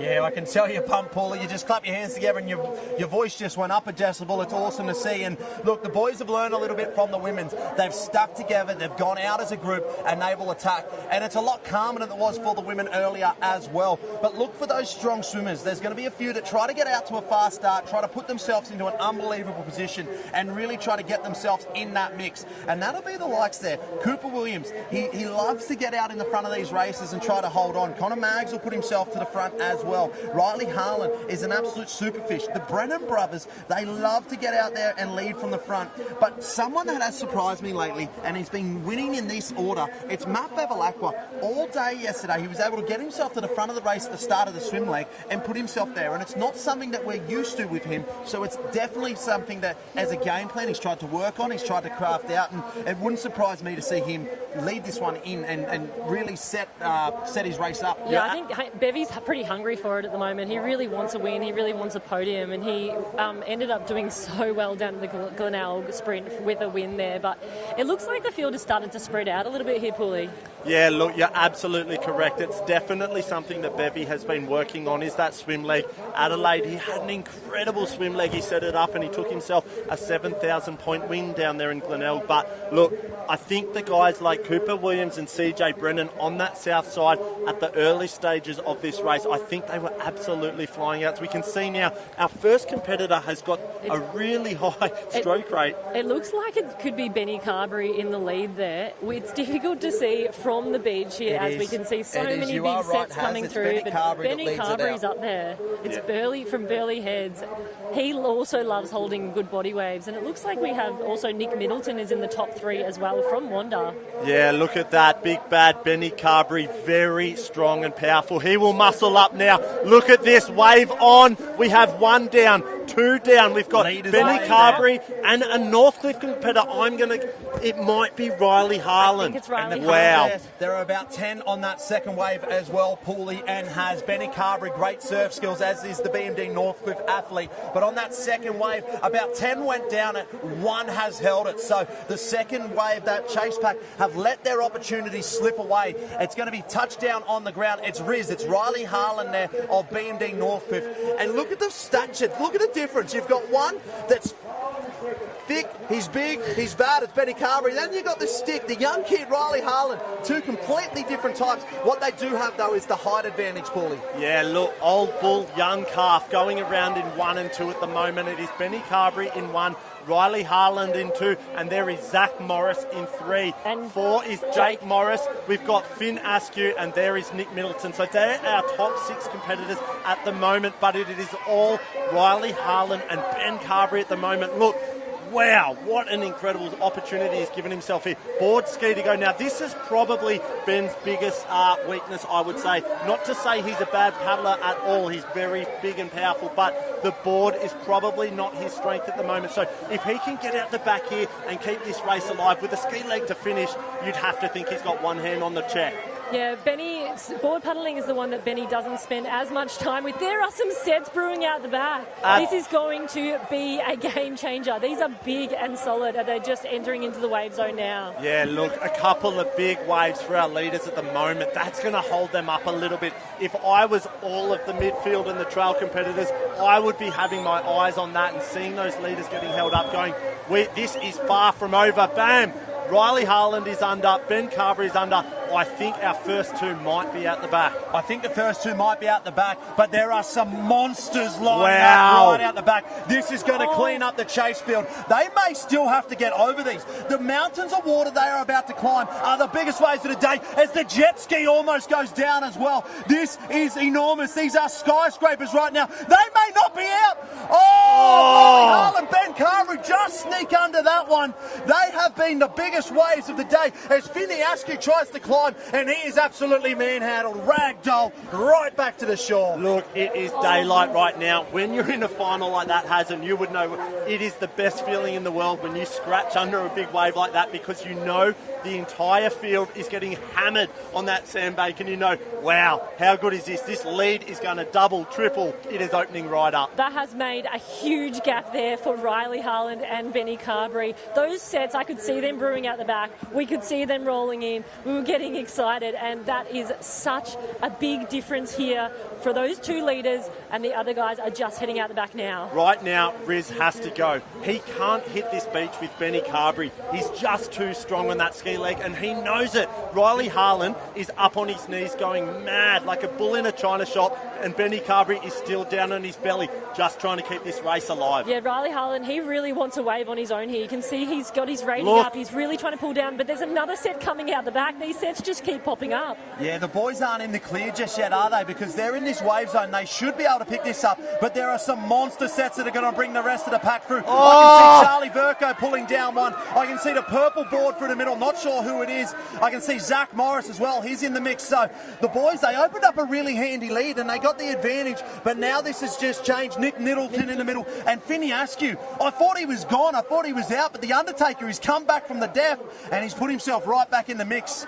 Jack Morris on that next wave there, so we've still got race on, but you'd have to think advantage Benny Carberry. This ski leg last, he's going to be a tough man to beat. Look at his transition right now. The big man, Benny Carberry, is up and going. The young calf, Riley Harlan, is going. He's trying to get a little bit of a lead on him. This is absolutely game on, but you're right. Finn Askew is still in this, as is Charlie Verco and Nick Middleton. The wave that they got on the board then, they caught that from beyond the swim cans. That's how far out to sea they were when they got that board wave. A few of them had to dodge the swim cans too. These sets are coming from really far out. So as Benny and Riley jump on the ski, they're actually having to navigate some of the board puddlers coming in. Finn did a really good transition there. You can see that he has that intensity up. He's also got the rating up now. But this is going to be a little bit of decision making here as these sets roll through. Yeah, that's right. The boys have just jumped on and they've gone straight into the sets. Now, they should be able to time this pretty well, Paulie. Yeah, look at this. There is absolutely a sea of whitewash at the moment. This is crazy. Benny Cards and Riley Harlan sitting patiently. There's a little bit of an opening right now. Watch them put the power down to the blade. Benny Carberry has spotted an opening and he is absolutely gone. They have to go because there are mountains starting to stand up on the back again. Out the back. We are going to have another big set roll on through at Manly Beach. We knew the pulse was coming. Gosh, we knew the pulse was coming. They are going to have to grit and bear right now because they may not be out. They're going to go up and over. We'll see them climb. They will. The leaders are cleaning out and it's going to open it up. We'll see the back markers come through as well. We knew it was going to pulse, Paulie. It's arrived. It's here. Wowee. Mother Nature is doing everything in her power to keep this race exciting. This is 5-star racing right now that we're seeing. Two are out so far. Benny Carberry, Riley Harlan, they're both there within a sniff of each other. Charlie Verco, Nick Middleton, they're just behind Riley Harlan at the moment. They're not giving up because we've seen it now time and time again. These sets are big. They can throw chaos into the mix. You can never give up in a race like this, especially when these sets are rolling through. Anything can happen. Benny is still in the lead. He looks strong. He looks powerful as he starts to round that apex can. Yeah, look at that. Benny Carberry right now is starting to do what he does best, and that is throw serious power down in the water. He is one of the most talented surf ski paddlers, let alone Ironman ski paddlers as well. So third leg of a ski race. We've seen it so many times in these last couple of weekends of racing. Ski third leg, Benny Carberry just pulls out the biggest, sword in his armour. It looks fairly flat at the moment, that we haven't seen any big sets on the horizon. Riley Harlan is still in second, Charlie Verco is in third, but Benny's really wanting to pull away here. He wants a wave on his own, or he wants first pick of the waves. Well, he's going to get first pick of the waves as he comes into the wave zone now, and there is a slight little bump. He can probably try and hammer down and pick this one up. He's going to try and take his opportunity right now, and it could be a rags to riches story. He went all the way up to Alexandra Headland for the Shaw and Partners Hayden Kennedy Classic. First paddle into the stroke, snapped his paddle, Ironman race over. He then went down to the Swansea Belmont Challenge. He was the champion there. He took home the $10,000 and the 10,000 points, and he's found a way to win again. He's gone back-to-back in the Shaw and Partners World Ocean Series premier events. He's going to take out the Manly Open Surf Classic, and he's going to set his series up. He's going to go into the Shannon Eckstein weekend with all the momentum, with everyone behind him. He's going to go to the top of the pile, and it's a win there for big bad Benny Carberry. This man cannot be stopped. Ski last. Valiant effort there from Riley Harlan, who's going to come runner-up. But bad Benny Carberry, ooh, that's a bad man right there. We talk about in-form Ironman right now, and he has not let us down one bit. That was incredible as we see Riley Harlan in second place. Nick Middleton, just hanging on for third place ahead of Charlie Verco. Big result there for Charlie Verco, as well as Nick Middleton. The best race of his career thus far, but massive result for Charlie Verco. He had a second up at the Shaw and Partners Hayden Kennedy Classic, so that will add to his total. But right now, you've got to think hot favourite for this Shaw and Partners World Ocean Series. 2 10,000-point victories in the bank right now. Benny Carberry has set his season right up. He has a target on his back now. He is definitely the one to beat, and that was just so impressive seeing the strength out there. Those sets were rolling through, and I think this is one of the most exciting days in surf sports. Yeah, look, normally I love the aggression that he showed then. So many times you see Big Bad Benny looking like he's just going around in second gear, but the way that he was going through those transitions, the aggression that he was trying to put down on that board and ski leg, you could see how hungry he was for the win. And maybe that motivation came from seeing Ali go out yesterday. He thought, hey, this is an opportunity. I need to grab it with both hands. I think one thing about Benny too is he would have loved it out here today. With the transitions not being huge, he doesn't love it when you have to run 200 metres in a transition, whereas a lot of that action was out in the water, heading out through the surf, in and out of the break. Well, that's right. It's advantage now to Benny Carberry, and gosh, I just don't know now when we go to the Shaw and Partners Shannon Eckstein Classic Grand Finale weekend as our next premier stop. We know the swell always arrives for that weekend. Give him another 4-foot day and he's going to just be too strong and it's going to be hard to beat. And I just love it. A rags to riches story for him.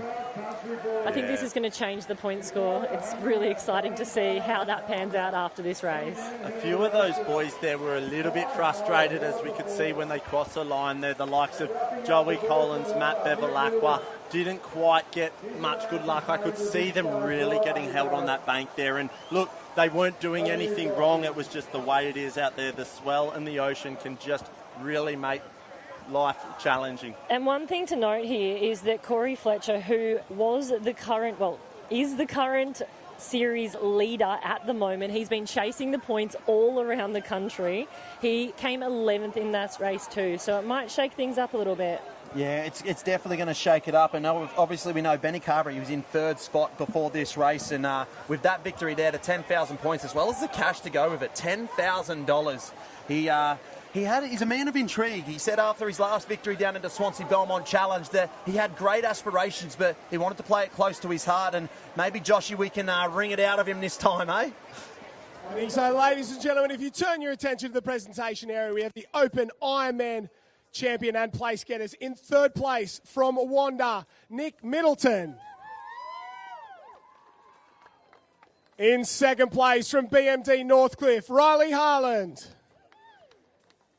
And in first place, and your champion from Burleigh Heads Mowbray Park, Ben Carberry. Ladies and gentlemen, please put your hands together for your Ironman champion and place getters.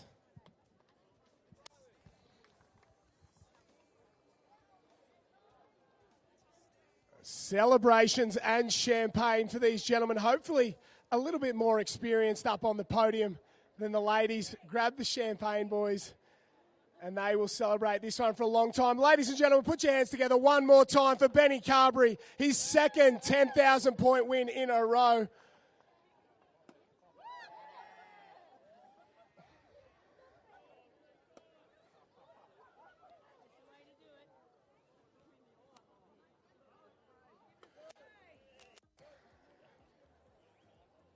We'll jump in here with Carbs. The boys have done a fantastic job. Jump down here, mate. The last 10,000 rounds were at Swansea Belmont. You told me you had big, thanks for that, Riley. You had big dreams. You had big goals, and you were going to keep them to yourself. Was winning this one of them? Yeah, I think everyone's got the same goal. They all want to get up on that podium and to stand in front of it and obviously be on the top it's an amazing feeling, and everyone's just chasing that feeling, I guess. Talk to me about when you got here. The surf was big, the auto swimboard ski, you like that. Did you think you were a shot? Yeah, I love the big surf. I love the wind. Having that order is probably my best order, having my weakest leg in the middle and coming home with one of my strongest legs. I just knew I had to set it up in the swim. And I managed to get a good start, get to the cam first and had first choice of the waves, got one with Riley all the way to the beach. So, yeah. What was happening when you were going over those monster sets on the way out in the ski? How did you feel? Oh, I just looked around and said, oh, no, I'd hate to be the people behind. And you weren't, that's for sure. Talk about coming home, that little runner there. You would have gone a set if it had come through, but how good was it get a little safe one to the beach? Yeah, I was sort of expecting a set to come through to test my skills out, but I was lucky enough to just pull down a little one and, managed to ride it all the way in.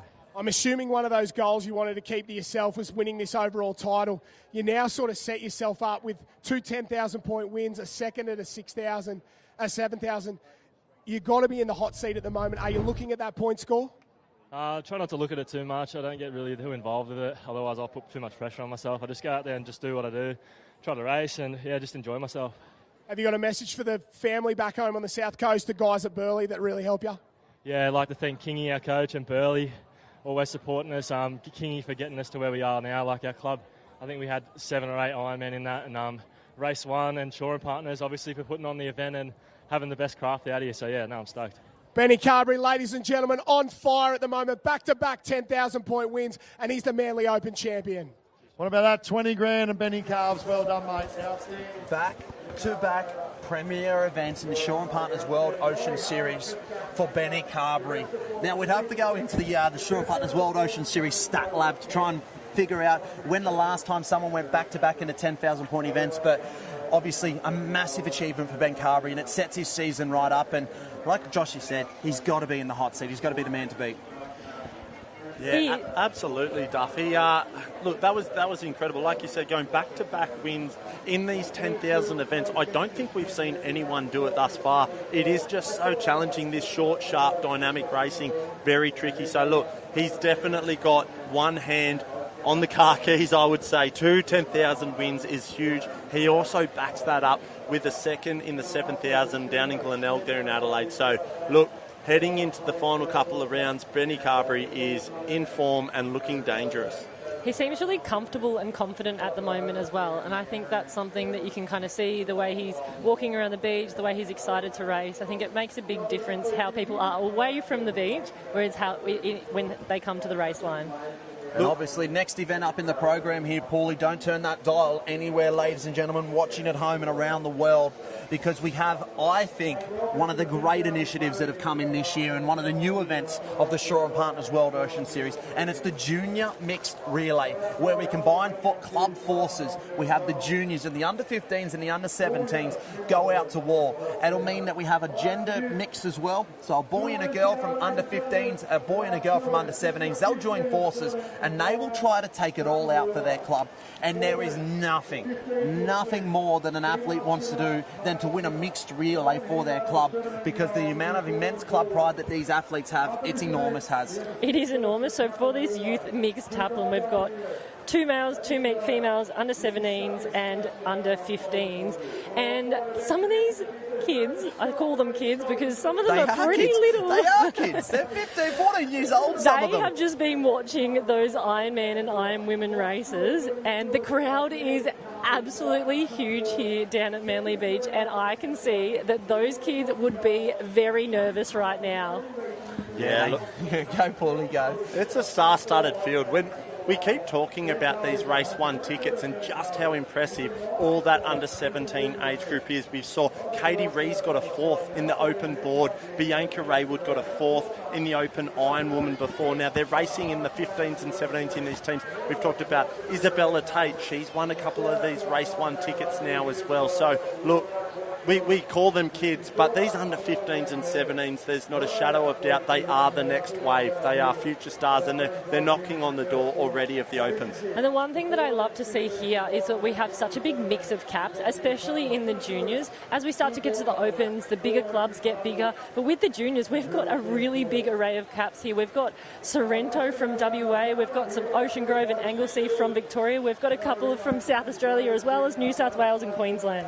Yeah, the kids, they travel far and wide, and that's on the back of a lot of effort from the mums and dads of our sport and the families of our sport. And look, it's truly a big family sport when you start off on your Sunday nippers and your green caps and under 6s, and it's a big venture to the beach, and mum and dad are dragging the trolley around. You got 4 kids loaded in, a cabana, an umbrella, an esky full of snacks. It's just one of those great family outings on a Sunday morning as traditionally nippers would run, and now where they get to craft their skills, and they do it in the biggest stage in front of their idols, their heroes. And wouldn't have you loved an opportunity? What did you say it was? 87 BC that you started racing, Paulie? But back then when you started racing, wouldn't have you loved an opportunity to race on a stage like this as a junior? Oh, you're not wrong. It feels like a lifetime ago for me, Duff, man. But these young kids, they're grabbing the opportunity and they're absolutely loving it. Headlining the Blue Ribbon events here, just following the Open Ironman and Open Ironwomen, racing in front of all their heroes. These young kids, they don't know how lucky they've got it. So at the moment now, we have the under-15 females going around for the swim race. So the 15-year-olds, under-15s will do the swim, and the under-17s will jump on the board. So the girls are heading out. They're going to swim around the 2 Shore and Partners boys and then head back into the beach and tag the boys from their same team. Yeah, look at that. I just had a little bit of a look down the list. A lot of Victorian and WA athletes. It's awesome to see the clubs from the southern state and over in the west there coming over to have a race. And it is really I guess there is so much history around this weekend because you get to do the Manly event into the doubleheader, the Freshie Classic tomorrow, but unfortunately due to the size of the surf, I believe that has been moved back here, so the 5,000 Freshie event will be here on Manly Beach. But it is a great opportunity because outside of the Australian titles, the clubs from Victoria and WA, they don't get to do much competition or events against the East Coast clubs. Yeah, which are generally the bigger clubs and the more competitive, but I think it's awesome to see. I know when I was at Ocean Grove Surf Club in Victoria, we used to come up for the Manly Freshie Carnival every year, and I used to look so forward to it. It would not just be about the racing, it would be hanging out, seeing our friends, and that was when this event was smaller. And look at it now, it's grown into the Show and Partners World Ocean Series premier event. And it's been a cult carnival, the perfect weekend for years and years, and it traditionally was the Australia Day long weekend, and everyone would be a travelling band that would come down and everyone would have a great weekend out, the long weekend. And now to be on this grand stage at the Shore and Partners World Ocean Series with the great support of Manly Lifesaving Club as well as Freshwater tomorrow, it's amazing that it doesn't happen without their support. But all the action right now is in the water, and it's Maroochydore, the Black Swans, and look, she may even pick up a little wave here, so a leader's wave there for Maroochydore. You can see there the Black Swans have got themselves right in the hunt. The Coogin Pirates there, they were just in behind, but great body surfing skills there from the young girl out of Maroochydore. She has held that wave almost all the way to the beach, and up to the north on that secondary wave, there's a few more that are right there in the mix. That was some great body surfing there. Those waves are really tricky to catch. And Pulley, what have you seen out the back there? Oh, some great body surfing skills on display at the moment. I'm not sure what club it was, but these are under 15 girls running around now, so they're 14 years of age, and they're taking off on 3 foot, 4 foot, massive waves out here at Manly and just doing it with all skill, holding it all the way to the beach. It's honestly incredible to watch. As you can see, it's Maroochydore that come through in first place. Goes back to then Swansea, Belmont. There's Jess Conrad out of Burleigh Heads, Mowbray Park. Spence of North Burleigh. Watch for the two Gold Coast clubs. They are the Queensland powerhouse nipper clubs, so look for them to be really prominent here in this one there. As we see now the chase comes through, it's Warilla Barrack Point. We go back then to Newport. They were the champions last time out at the Swansea Belmont Challenge. Watch for them to come home. That's younger sister of the Mags. It's Sadie Mags coming on through. It's Coogin there in fourth spot. Warilla Barrack Point, the local team, the crowd are behind them, the beach starting to light up for their home team. BMD Northcliffe as well comes on through transition, as does Mermaid Beach out of the Gold Coast. It's Evie Van Hooven. Her older brother Hayden, he won the race 1 ticket, so a great swimming family are the Van Hoovens. We see Sunshine Beach come on through there, and Alexandra Headland, they set off as well. Come on through there. We see some of the interstate clubs, Victoria there, Anglesea, as well as Sorrento and Trigg Island out of the west. They say west is best, and Ollie Brown, watch that young lad go. He's been tagged in about 15th position. He's the best coming out of that under 15s age group, and to do it all the way from West Australia is tough work to do. But look at that, they've been swept down the beach, Paulie. Yeah, a couple of big waves just starting to roll through now, Duff, man. We thought we saw some of the biggest waves in the ironwoman and the ironman finals earlier, but they're still lingering around. We are starting to enter towards that lower tide, so as it does get a little bit shallower, it's really standing up on that bank. But you're not wrong. Ollie Brown from Trigg Island was racing incredible this morning. I was down there in the under-17 area, and he was just so strong and dominant. He said that we've come over here, he goes, it's a great opportunity for me to race. I'm so excited to get over here and challenge all these guys. So he got tagged in, what'd you say, 12th or 15th there? He'll be one to watch for the Trigg Island Club. So it's really interesting in this race now. The girls, when they swam out, there were no big sets. So they pretty much went straight in and went straight out. Whereas these boys, they've been swept really far to the north as they've been hit by wave after wave. But there was one boy, I think it was the Maroochydore competitor, that actually ran down to the south. Everyone else either ran in straight or to the north, and he's hitting the can first. Huge. So that was a really good decision by him. Yeah, look, the whole field, you're right, the whole field has been washed down to the north. They have got a monster swim to come back to that white Shore and Partners can. And the Maroochydore Club, you said it is, he has the course management on this kid is absolutely first class, because he has landed himself directly on that white can. I'm not sure what he entered the water, but he's definitely got a great lead at the moment. He's already rounded the first can. I'm going to say he's rounded the second can before second place will get to even that first can. So and he's going to be able to turn straight away and get pick of the first waves there. That's been a really, really good decision by him. He went in equal first there were 3 others that were kind of going in at the same time. He went to the right. I remember thinking, I'm not sure if this is the best decision, but it's definitely been the best decision for him in this situation today. There's a set coming through now. Well, the conditions have just seemed to swing consistently. And oh, look at this! That is some what skills a wave right there from the young lad out of Maroochydore. He's pulled down an absolute monster and he's tried to kick his way out of it. You can see him just bubbling away on top. It's like a hot pot of pasta. Get over the top, son. He can't quite get there. But that was some great skills there from the young man out of Maroochydore. He took that one, he took his opportunity, and he's opened up an enormous lead. Has an absolute massive lead here. You'd call it 100 metres at the minimum. Absolutely. This has been a really pivotal moment for Maroochydore Surf Club. Him making that decision to head right and then also catching that wave on the way in. He's up, he's waiting, he's running across. There's a big run here because he's ended up drifting a little bit down. You can see he's pumping his arms and he's going to be tagging the under-17 female board paddler, who I can imagine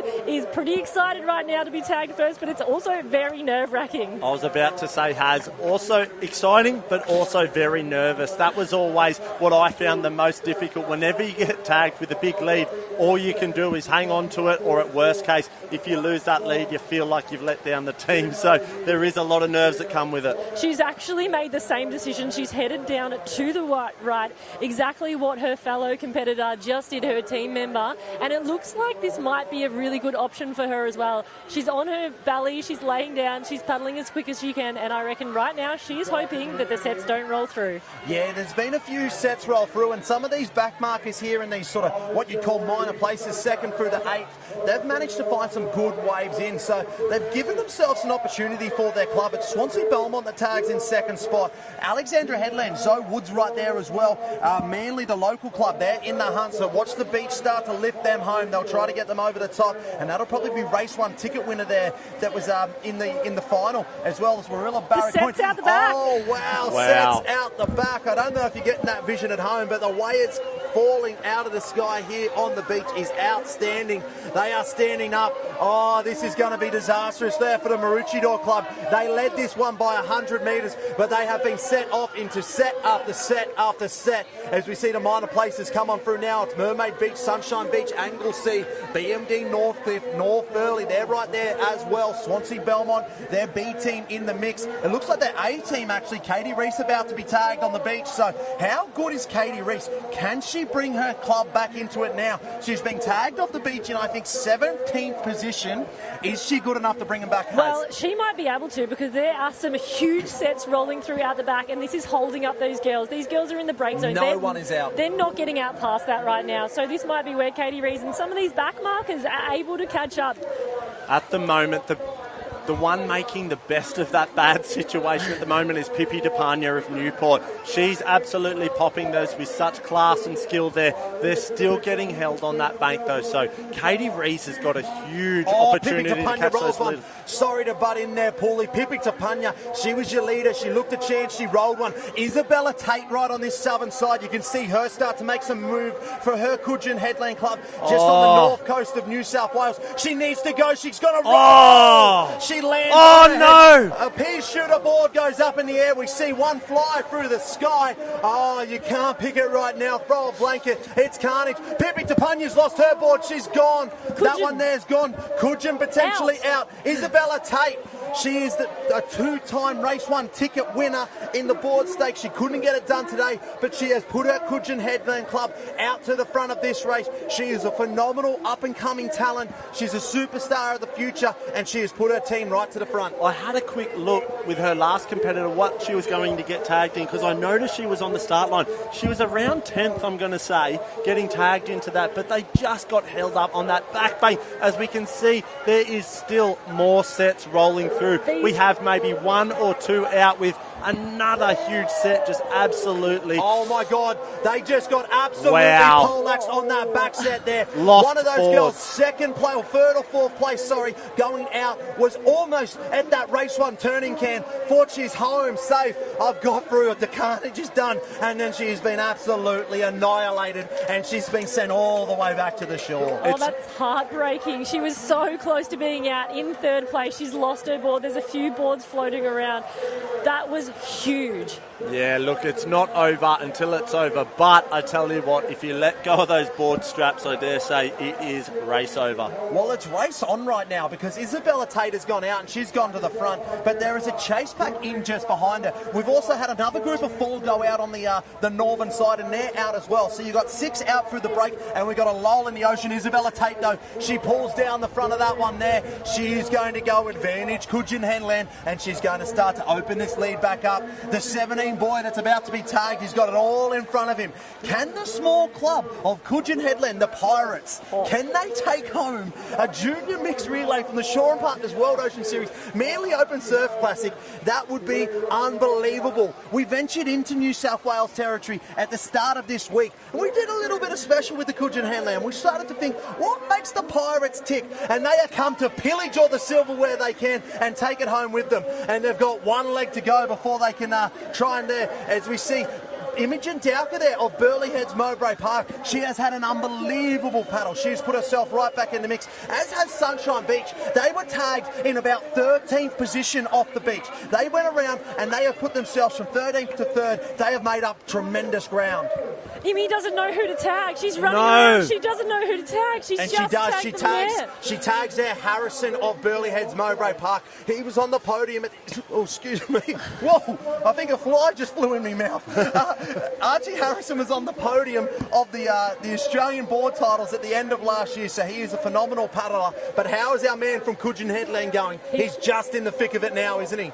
He's entering that impact zone right now, Duff. He's popping a couple of waves. There is a few big sets I can see on the horizon. He might get a small opportunity if he can scratch under these and he really lifts that rating. He might get out, but he's going to want to get going. He needs to go now. If he's going to make it out the back, he really needs to put in the hard work to be able to get out past these sets that are going through, and I think he's going to be able to do it. I think he knows it too. He's just seen on the horizon a couple of big waves standing up. He's over one. There might be one more to deal with. I think he's out the back though, but have a look at this. He's out. He's out. Coogin Headland out.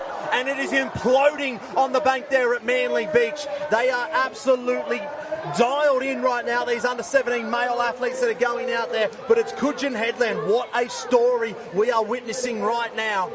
Yeah, look, he has done so well so far. He timed that to perfection, some would say.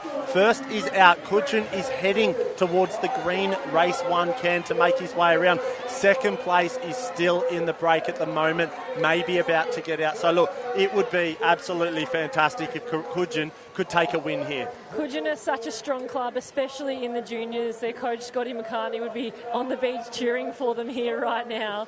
It is not over yet. We can't say that, even when the lead is this big, when conditions like this, but I have a good feeling about Coogin Headland right now.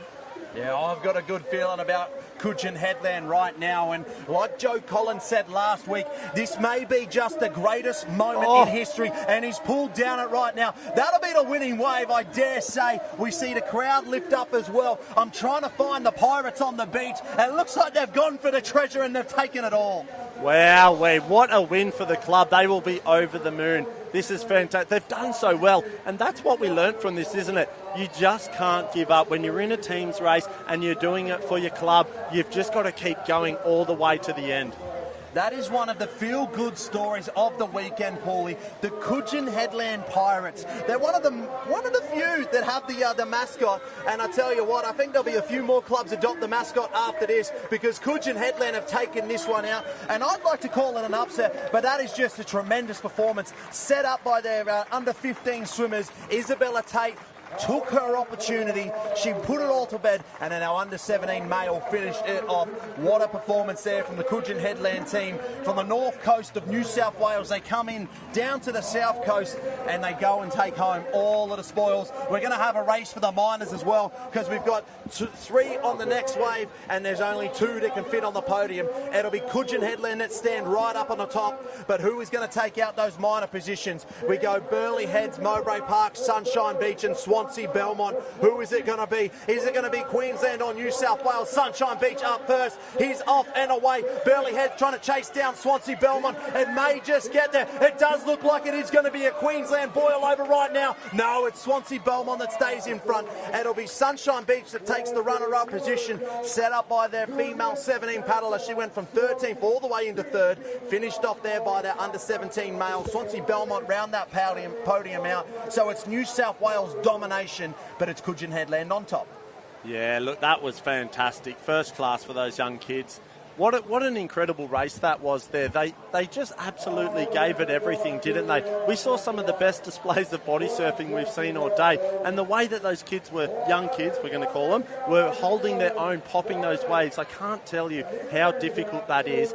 4 to 6 foot of waves coming through on Manly Beach. And those young kids really just muscled up and did an incredible job. I was just laughing there at Noah Maggs. He had a tremendous paddle, but as he came in, he stood up in his board and he started to surf it a little bit. Those Mag boys, don't they love to showboat? Oh, they certainly do. And I can just see the Coogin Headlands crew. They're standing around. They are so happy right now. They're getting the photos. And this is the moment that they need to really enjoy and really bask in, because wins are hard to come by and they are so special, especially at a Shaw and Partners World Ocean Series when everyone's down here watching. Oh, isn't it special though, Paulie, that you have this moment as a club and it all clicks and it all comes together, and for Coogin Headland to get the win today, it's outstanding. I'm a bit lost for words. They've shocked me here. Yeah, no, look, it's unreal. And you know what they always say, Duff, you're only as good as your last race. And the Taplins or the mixed relay here, it's the last event of the day. So you go back to the airport.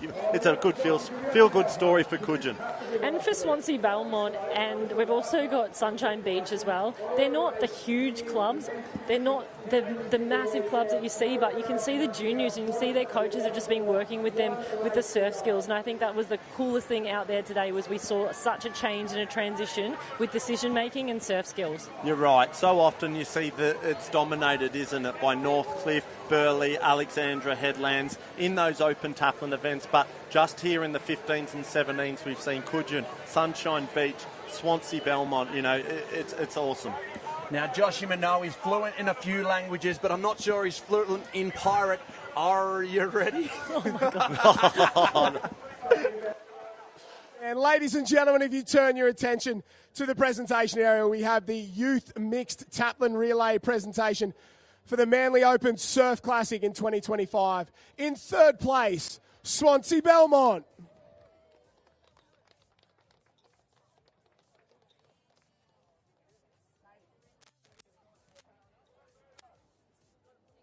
In 2nd place from Queensland, Sunshine Beach.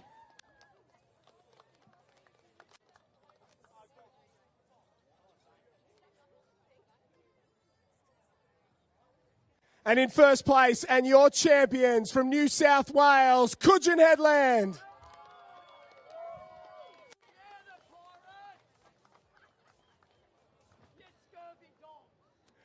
Ladies and gentlemen, please put your hands together for your Youth Taplin Relay champions and place getters.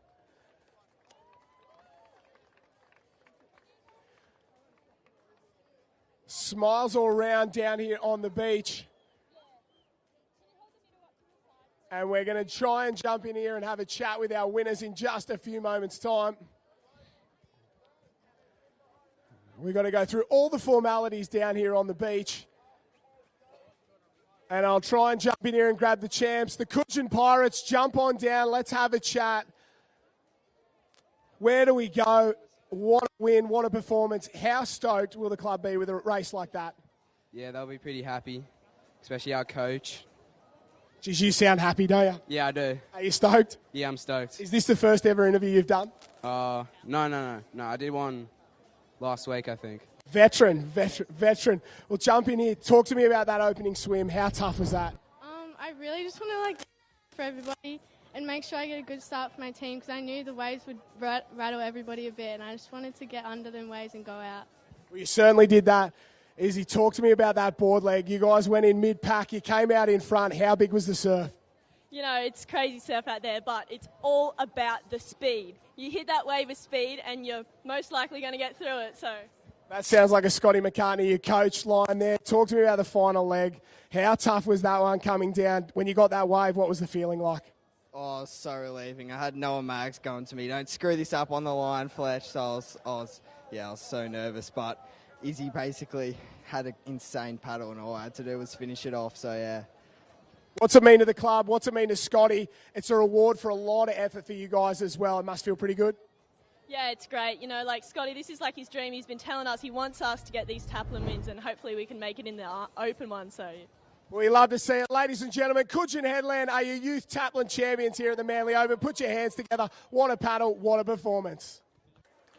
Yeah, what a paddle, what a performance, and a good translation as well, Joshy, but a great effort there. We've had 3 different winners in 3 different races of the 3 editions of the Junior Taplin Relay, and I love the new initiative. It is here to stay. It's great. We see the best talent that we have in our junior sport in the main stage of our arena, the Shaw & Partners World Ocean Series Arena, and what a wonderful event we've had so far for the Manly Open Surf Classic. We've had the conditions, we've had the surf, the sunshine came out, we've had all the stars live up to the hype and the name, and then the Coogin Pirates have put themselves in that mix and they've taken home the victory. We now go to the final event of our calendar, or the final event of our program, I should say. It's the 6-person mixed Taplin, the absolute monstrosity love child of Earl Evans, CEO of Shaw & Partners Financial Services, and Trent Goulding, CEO of Shaw & Partners World Ocean Series. I reckon they probably had a little long lunch somewhere, got a little bit carried away on the Sauvignon Blancs and decided, what can we do to shake it up? And this was the birth of the mixed Taplin relay,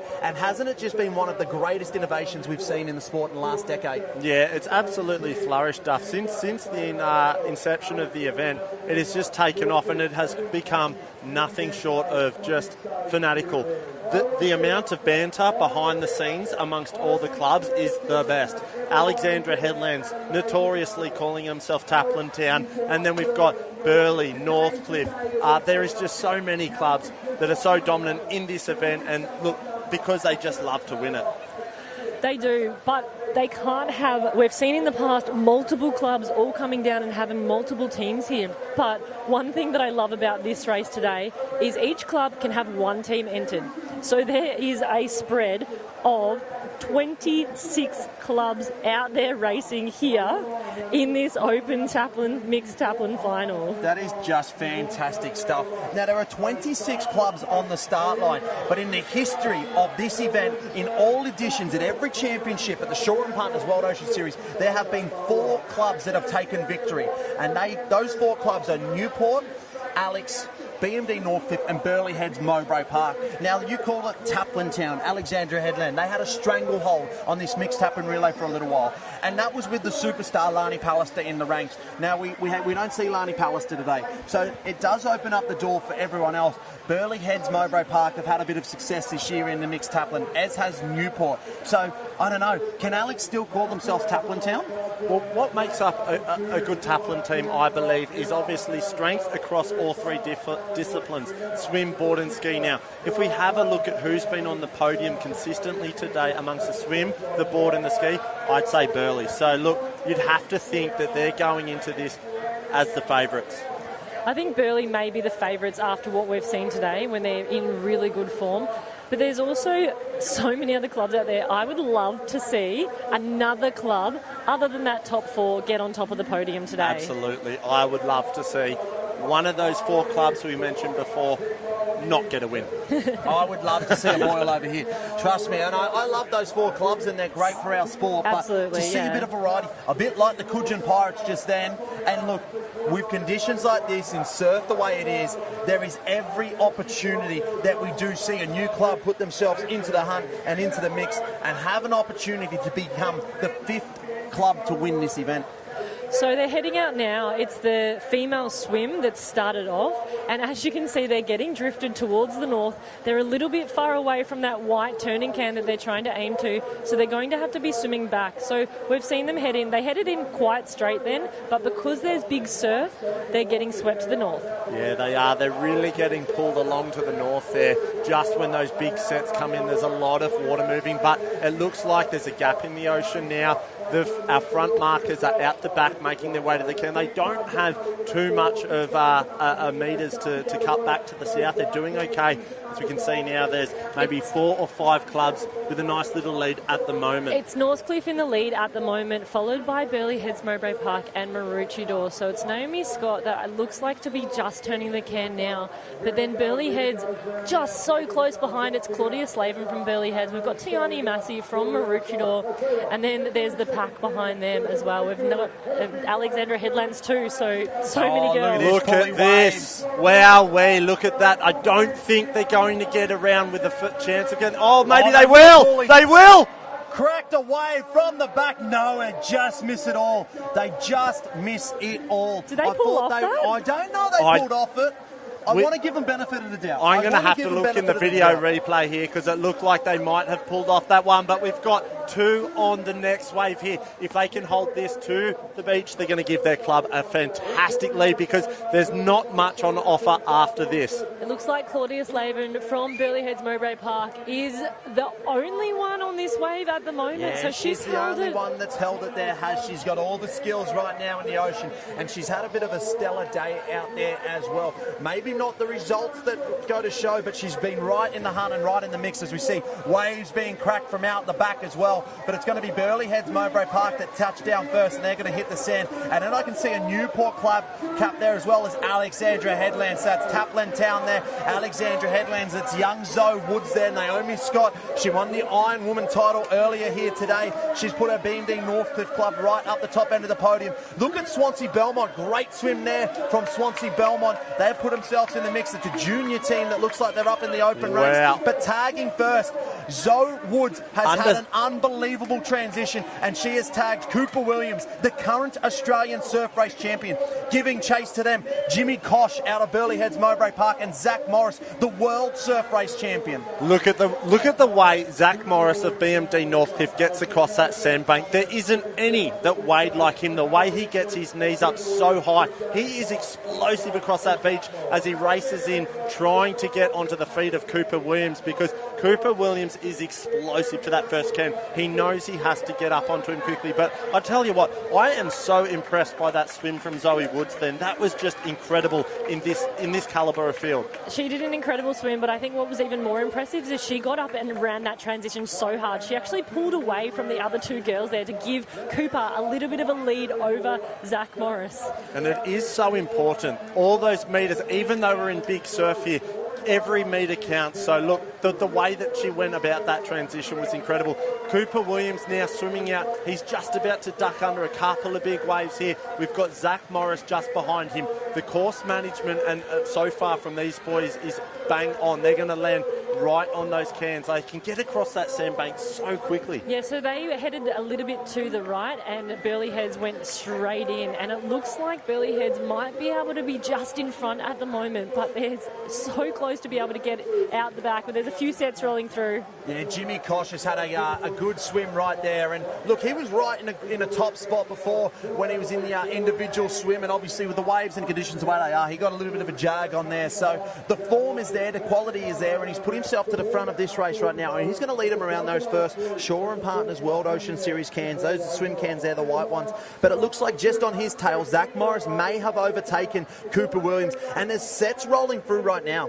So it's Cooper Williams in second and Zach Morris is in third. So Burleigh Heads, then you've got Alexandra Headland, then you've got BMD Northcliffe. Oh, look at this! Turns and cracks it, gets down that wave. What fantastic skills there from Burleigh Heads Mowbray Park. He had a moment moment of opportunity. He turned the Shore and Partners World Ocean Series cans and he came screaming down the face, but he's been unable to hold it. Jimmy Kosh almost put the team on his back and said, let's go, let's take this home, let's become the real Taplin town on the Gold Coast. Jimmy Kosh has had a few massive swim efforts in the Taplin. Burleigh Heads are the actual Open Men's current Australian Taplin team champions, and it was on the back of Jimmy Kosh's swim leg last year. So cometh the man, cometh the hour. In the big moments, Jimmy Kosh is a great swimmer. Yeah, Jimmy Kosh has got a nice little wave out in front. He's got a handy lead, and it's a one-wave lead going back to there, Cooper Williams. Zach Morris and someone else has come into the fold as well. So we've got two on that wave. So there is only three waves that split the top six right now. So far from race over. Jimmy Kosh holds that wave, and it's close to race over. Still a long way. Sniper takes out Cooper Williams. Somebody call the police. We got snipers on Manly Beach. Jimmy needs to run here. He's trying to do his best to tag. Adam O'Sullivan. Adam Palmer there of Maroochydore in third place. He's had a fantastic swim, giving them every opportunity at the moment. So it's Burleigh in 1, Northcliffe in 2, Maroochydore in 3, and Cooper Williams making the tag now for Alexandra Headlands in 4th. This is really close after the swim leg. There are 4, but I loved seeing a little bit different over here. Maroochydore is headed all the way down the south. This will absolutely split the field up. If this is a good decision, this is going to make a huge difference. Well, it's all about the swell, isn't it, Paulie? If the swell's on, that's a good decision. Yes. If it's not, it's a poor decision. You've got to have a look at the back. If I was them, I'd be looking at the ski cans, the orange cans out the back. If you see a couple of set waves hitting that, I would run down to the south, because you're going to be copping a couple of those, which is going to mean you'll get swept down to the north. If you're not seeing any waves, it's a bit of a lull in the ocean. I think it's smarter and safer to take it on straight. And Burleigh Heads is nearly out. She's just about to roll that one. So I think it's Lily O'Sullivan was nearly out, and she's had to roll one at the back that's going to set her back, and there's another one coming through. Maybe she'll sneak through. Yeah, it looks like the world board champion Lily O'Sullivan's going to go around the outside there, and she's going to put herself out in front. Trying to chase her down there is Hannah Scully. Zoe Longhurst of Maroochydore. She went right to the south of the beach. I don't think that was the move. I don't think so, especially when this big swell came through, but she would have seen an opening, she would have made that decision, and at the end of the day, the surf has the last say, but Lily O'Sullivan has done so well to sneak out there. That has made a big gap, but as we have seen all day, a big gap is never enough when there are more legs to come. Yeah, look at that. Lily O'Sullivan has done that fantastically there at the moment. Look, she just took that on, and she got rewarded for it, as we see now. Zoe Longhurst is still getting pounded on that sandbank there. She hasn't had much luck. Look, sometimes we saw Cruz McKee do it earlier in the Open Men's Board, and he got away with it. He got rewarded with it for the win. Sometimes you do have to think outside the square and take a bit of a risk.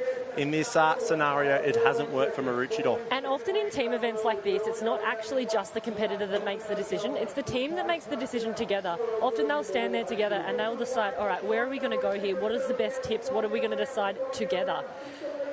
Yeah, look at that now. Our lead competitors, they're just starting to make their way around the cans. They should be almost... Lily's on a wave. Lily O'Sullivan is on a wave. She's coming down the face of that. That's a pretty solid one. She's going to have to dodge some of the others. In there. Oh, we almost saw the look race at this one out the board. back. Oh, late drop, and she wants to take it. She doesn't. But Lily O'Sullivan just has to pick the nose of her race one board up out of the bottom of the ocean. I thought she was going in, but the skills there from Lily O'Sullivan. She's the world board champion for a reason.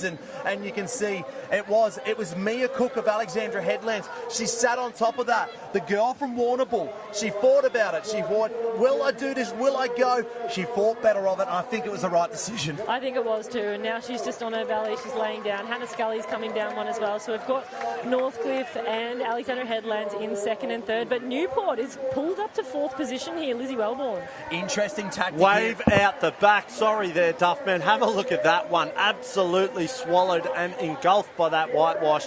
I'm not sure who that was, but that was an absolute bomb set. Yeah, it's going to be really hard to track them right now, but a very change of tactics here. Normally in this board leg right now for Burleigh Heads Mowbray Park, you would see Corey Fletcher, but Tex Dixon has got the nod today, and he's the one that's got himself out there, and you'll see the women and the men all start to mix in here, so you're going to have to be good. You're going to have eyes everywhere. But Tex Dixon, I would say, has 50 metres on Braden Casamento of Alexandra Headlands and Matt Bevilacqua of B&D Northcliffe. Charlie Verco just about to be tagged here for Newport as well, and an opening there for Tex Dixon. He needs to go now, Paulie. Yeah, look, he's taking this at the moment. He's done that so well. There was only a small opening, but I think Tex is going to get out the back. He's just scratching under this one. He's done enough. He's out there. But look, Matt Bevilacqua is approaching that bank. He's not far behind at all. Bevy's on his belly now, and you can see across to Cooper Williams is also on his belly. So we've got Alexandra Headlands, we've got Northcliffe trying to get out the back, but it's all Burleigh Heads. Yeah, Burleigh Heads have opened up now. What you would say is a potentially insurmountable lead. Matt Bevilacqua just about to get over this one here as his Braden Casamento rolls one. Braden Casamento gets hit by one last little ditch effort, almost out, but it had to roll under the lip. Charlie Verco back in here in 4th spot, also goes up and over. I thought it was Surface Paradise. Mitch Stitt there in 5th spot, but Tex Dixon, he's around those race 1 cans. He's on his way home. He's opened up a massive lead right now for his club. He has a huge lead, and he's paddling alongside a lot of the girls who are doing their female legs. So when we tag the next ski paddlers, it'll be a little bit easier to see who's who. Yeah, look, we're starting to get a little bit of overlapping going on out there, but it is Burleigh Heads, Mowbray Park in 1, Northcliffe in 2, Newport and Maroochydore in 3 and 4 there at the moment. So Tex Dixon now making his way on that orange and white board down, trying to get a little bit of a run. He's not going to get away. So if Matt Bevilacqua can turn the can and get one from the back here, he might be able to reduce that lead ever so slightly. I just don't think there's anything on the horizon though, and Tex has pulled down one now. So the former Australian champion Tex Dixon is down wave, and Matt Bevilacqua has only just turned those race 1 board cans now. So I think it's Burleigh Heads. It's hard to see them getting caught from here. You've got Jasmine Raywood, you've got Benny Carberry to come. You're going to have to be a special performance. You're going to have to dig deep. Matt Bevilacqua looks like he's going to pull down one. So look, you call it 3 waves, Paulie. And if a set comes, that 3 waves could be wiped like that. So maybe it is still race on. Maybe it's not race over just yet. It's not race over just yet, Duff. When you have the ski legs left, we've seen just how chaotic it can be. So you've got to stay in this. And certainly right now, Burleigh Heads, Mowbray Park, they're going to be taking Jazzy Raywood. She had a second earlier in the ski today. We know how strong and dominant she is. Matt Bevilacqua is going to be running down to take Georgia Fitzsimmons. So look, they're going to go head to head. It's not over yet, but Northcliffe's going to need Jazzy Raywood to cop a couple of waves here. As we have a look now, it looks like the seas are starting to stand up. Yeah, Jazzy Raywood has had great lead now, but she's heading in to a mega set that's coming through. We have seen these sets come through. They're relentless. There's usually around 3 to 4 waves in a set. She'll be counting them, and she'll be hoping for a gap. There is a few huge waves starting to roll in now. Wowee. Jazzy Raywood is going to have to sit there and wait. Has talked to us. She's been on the coaching staff this weekend with B&D Northcliffe. Decision to put Georgia Fitz in the ski. Not a position I would familiarise myself with. Very interesting decision. What was the play there? Well, I mean, I've stepped out of that coaching situation now to come up to commentary, so I can't talk too much about it. But Georgia Miller is a great ski paddler. She's also very good in tricky conditions. She's also been rested this morning. Jasmine Raywood needs to go. Gosh. Oh my gosh. Wave of the day has cleaned up Jasmine Raywood. She's off the side. She's out the back. She may just be able to get on and go. But Georgia Fitzsimmons now opens up. She's about to pull side level with Jasmine Raywood. She needs to get the boat moving. It's dead water right now. Another set. Oh, this is chaotic, ladies and gentlemen. Wowee. Jazzy Raywood is out that big set. She came off at just the most pivotal moment. She had to stay upright on her ski. There's even a bigger set coming through now. Look at this. It is just standing up on those ski cans at the back. Georgia Fitz is absolutely scratching to get over this, as is Jazzy Raywood. Oh my God. Annalise Kibble from Newport has snuck her way out. So she has picked a southern line and she has gone out and she has put herself in this race for Newport as well. So Charlie Verco had an unbelievable board paddle, picked up the wave just behind Matt Bevilacqua, and he gave Annalise Kibble a chance. He gave Newport a chance. She took the southern line and she's found the best passage out. Those sets were absolutely huge, and it's really tightened up the group now. It's Burleigh Heads from Northcliffe, and then we've got Newport. And this is where it gets super interesting now, because obviously we turn our attention to the future a little bit. Benny Carbs, we know the power he's got. He's been around the cans a few times. Jake Morris, he is the fastest sprinter on this beach right now. If it comes to a foot race, the way that he's been moving improving this weekend. Yep. I don't think anyone beats him. And I think Obviously, a lot to play out, but I can foresee that sprint finish where Jake Morris gets the dub. And I think that's the thing about this ski paddle being last legs. You don't just look at who's the quickest ski paddle. You look at who's the fastest up the beach. We've talked about the man. I want to see, is he doing it? Is it Mitchell Trim paddling for Newport? Is it Trimmy? Wouldn't you love to see him anchor home Newport? If they're close enough now with Annalise Kibble and she gets an opportunity, it could be a three-way race. Yeah, you would think so. As the girls now, they turn that last Shore and Partners ski can and they start to make their way for home. They're going to have to be careful here. They're going to have to pick the right wave because the decision they make right now can be make or break. It can either win the race or lose the race for them. And so it's going to be, they're calculating 1,000 miles an hour. On. Jasmine Raywood's going again. Is it second time the charm for her? We know that, it's a good wave to pick off as well. She's done that really well, Has. So Burley's in front, and then it's Alexandra Headlands and Northcliffe in second and third. It's not the Kibble. It looks like it's Emma Woods. She's on her race one ski there, and it's Northcliffe and Alexandra Headlands trying to hold those skiways. They've gone sideways. George has gone sideways. She's holding on with that pinky toe right there, and she's doing a good job, but she just loses grip of it now. Emma Woods has come through there for Alexandra Headlands, but she's given enough of an advantage to Jasmine Raywood. She's going to come around and she's going to tag Ben Carberry, the Australian ski champion. It could be curtains right here. It could be all but over, but the surf might have other plans for us today.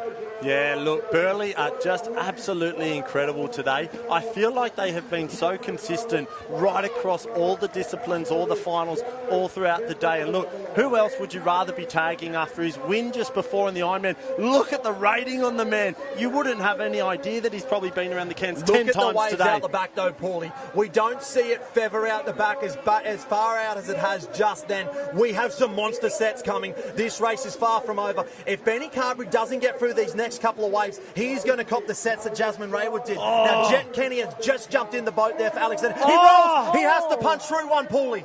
That was absolutely wrong time, wrong place for Benny Carberry. Sets out the back. Jake Morris also in the ski now. So we've got 3 men out in the water. Big sets out the back. Jet Kenny got a nice little opening as well. There is some absolute bomb sets coming out the back. I don't know if Ben's going to make it out, but Jet Kenny looked like he has on the southern side snuck out there, as we can see. Jet Kenny is out. Ben Carberry is climbing mountains. They have to go around those white cans as well. Jet Kenny only just snuck in on that Shore and Partners World Ocean Series swim can. It is part of the course. He needed to get around it. He only just snuck around. Benny Carberry goes up and over. So it's Jet Kenny out in front for Alexandra Headland. He's the Taplin going back to Taplin Town. Wow, we have a look at that. We knew it was game on. We didn't know how many sets was going to get thrown up right at the end then. Benny Carberry just took that on. He's so big and powerful, and I think he thought he was going to get under that wave, and right at the last minute, it literally broke right in front of his ski. It looked like he did a really awkward roll. He was sort of going, I'm going to punch through this, and then at the last minute, he's opted for the roll. So he got held up a little bit. Alexandra Headlands has snuck out, but he's still there. It's definitely not over yet. Jet Kenny had an incredible paddle there. He got out the back, but he can't just go straight. He can't just punch out through the surf. He had to just sneak around that Shore and Partners turning can there. And that makes it so much more tricky, especially when the waves are baking on the cans. Yeah, that was very difficult, wasn't it? He probably would have liked to go straight out to sea to make sure he didn't get that big set on the head, but he had to keep inside those first cans. All cans are in play for the ski race. As we see now, Jet Kenny is making his way for home. There's not too many waves on offer at the moment. Ben Carberry only just now rounding that last can. So look, here we go. Jet looks like he might have just picked off a nice little wave. This is the critical moment right here. He's picked up a nice little wave, a nice little bit of bump, and it might just be that the Taplin is heading all the way back to Taplin Town. Forgive me, Father Jack Hansen, because I have sinned. I took away the title of Taplin Town and I bestow it back on you. You are the champions here today at the Shore and Partners World Ocean Series Manly Open Surf Classic. I know a Helen Butler back there, the general manager of the Alexandra Surf Club. Will she be jumping for joy? You bet she will, because Taplin Town is ringing the bells once again. Wow, look at that. That just had it all, didn't it? That race had leaders changing back and forth consistently, but right now you can see Jet Kenny throwing a a finger to the sky. He is stoked. Oh, a little shush for the crowd as well. He's silenced all the haters there. It's Taplin time once again. Jet Kenny, finger back, little bit of attitude there, and that's what we love to see from the Taplin. And tell you what, Taplin Town is alive again. And they've done it without Lani Pallister. She's been in so many of their Taplin wins here today, and that just shows the depth of Alexandra Headlands. What a win. You can see the girls all smiles coming up. They're still watching some of the other sets come through, but that's really exciting for Alexandra Headlands. Yeah, Burleigh Heads Mowbray Park coming through in second spot. Benny Carberry just had to roll and try to punch through one, and that was enough for Jet County to sneak through on the southern side. It'll be BMD Northcliffe that come through, and that reign supreme. 4 clubs, Alex, Burleigh, Newport and BMD Northcliffe. And it goes back to Alex. We're still yet to see a 5th champion from this 6-person mixed Taplin relay. The 4 powerhouse clubs, the super clubs, they're in there. Surfers Paradise looks like they'll come across the line in 4th spot. But your podium today, Alexandra Headland, Burleigh Heads Mowbray Park and BMD Northcliffe. That's a great finish from surfers. They've done so well to catch up and come forth. So it's also about the top 3, but it's also about getting the points for your club and having a really good race as well. Yeah, Sunshine Beach, you've got a habit of these performances as well in these 6-person mixed Taplins. They had a great outing at the Swansea Belmont Challenge, and again, they come across the line in 5th spot. So it's such an interesting race, and look, that changed every single leg. You could probably say that, they're still on that last leg for Sunshine Beach, but it changed every single leg. It started that momentum. Burleigh Heads Mowbray Park looked like they were going to take it all on, and then the Waves had other plans for Ben Carberry. Jet County found to the south there, had his little spot, went out on the south and found a passage out, and it's a special feeling for the club pride, and look, they've got a habit of winning these and they've taken another one home. And there's girls still running across in front of them. It just shows how spread apart this field is. Yeah, sprint finish there for the minor places, 5th and 6th spot between 2 New South Wales clubs, Newport Beach and Manly Heads. But the team there, Zoe Woods set it all up. Cooper Williams there challenged them all. Mia Cook and Braden Casamento through the middle, and it was probably the paddle of Emma Woods. We didn't see her. She went that southern side, the same passage that Jet took, and she went out on that south, and she found a way to burst her way through there and put her team right in the hunt to give them a chance. It was then left up to Benny Carberry to see if he could deliver for the Burleigh Heads Mowbray Park. The post office was closed though, and Jet Kenny found his passage out. It was very close though. I was a little bit worried when he was coming back for that swim, Ken, that he might have missed it. I thought he was going to miss it. I was watching thinking, has he seen it? But he was just darting across there. But I would have loved to have also seen a sprint finish between Jet and Benny up the beach. But I think Jet was very relieved to know that he was on a wave on his own. Yeah, we've still got a race on as well. And I couldn't tell you what positions they're racing for right now. But the waves are not dying off one little bit here at Manly for the Shore and Partners World Ocean Series Manly Open Surf Classic. And look, let's go through. While they still go here, let's go through. We started at the top of the program with Lizzie Wellborn. She took out the board title and she did it in emphatic fashion. We then went to Connor Maggs of Newport. So we started with a Newport double. They have now won 5 of the 6 10,000-point Premier Board events this season. The only person outside of Newport to win, Tiani Massey of Maroochydore. So whatever's happening in the board squad of Newport Beach is working well. And we saw it last year with that ski. It just happened and happened and happened. Sorry, Cruz McKee. So we're just seeing Newport just come out. We then turned our attention to Cruz McKee, the coolest kid on the beach. And look, he took that risk, didn't he, Paulie? He had that opportunity. He saw it. He was on this southern end and he went, I'm going to do something completely different. And no one else could catch him after that. Yeah, look, it was an incredible race by Cruz McKee. We've seen for so many races now, he's had so many near misses. A little bit like the former racer in Will Budd, also from North Cronulla, had a stack of silver places and never really grabbed one of the big major wins. So it was awesome for the North Cronulla kid of Cruz McKee to come through and finally steal that win. It wasn't a fluke for him either. He won his heat. He was then second in his quarter and second in his repechage. So the form was there all day. He didn't finish worse than second in any race that he did all day. So the form was there. We then went to the surf races, and the female surf race wasn't that a spectacle. Watching them crack bombs from all the way out the back. Oh, yeah, and there were so many on those waves there. And I remember when we saw them trying to pop up, it's like, who is it? There were so many from Burleigh Heads. It was Charlotte Cross from Burleigh Heads, then Claudia Slavin, and then Jasmine Raywood. So the trifecta from Burleigh, they did so well with their body surfing skills. I wonder if that's something that they're working on down at Burleigh with Kingy, is catching those body waves all the way to the beach. Oh, no doubt. They would be working on that daily. And obviously then we went to the surf race. Connor Maggs, and down in Newport, they do work on it. They race for the chicken. And he said his little brother, Noah Maggs, is a much better body surfer than him, but he had the right recipe today and he took it out. We'll come back and we'll finish off our ski iron and relays. But right now we've got the presentation on the beach with Josh Minot, and you can officially name it Taplin Town once again.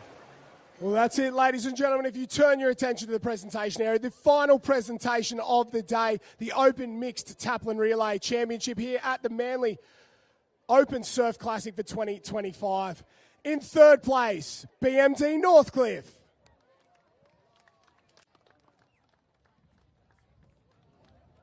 In second place, Burleigh Heads Mowbray Park.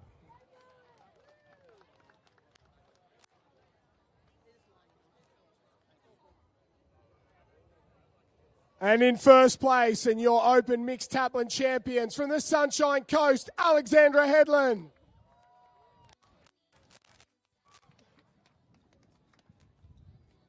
Ladies and gentlemen, please put your hands together for your Shaw and Partners World Ocean Series Mixed Taplin champion and place getters.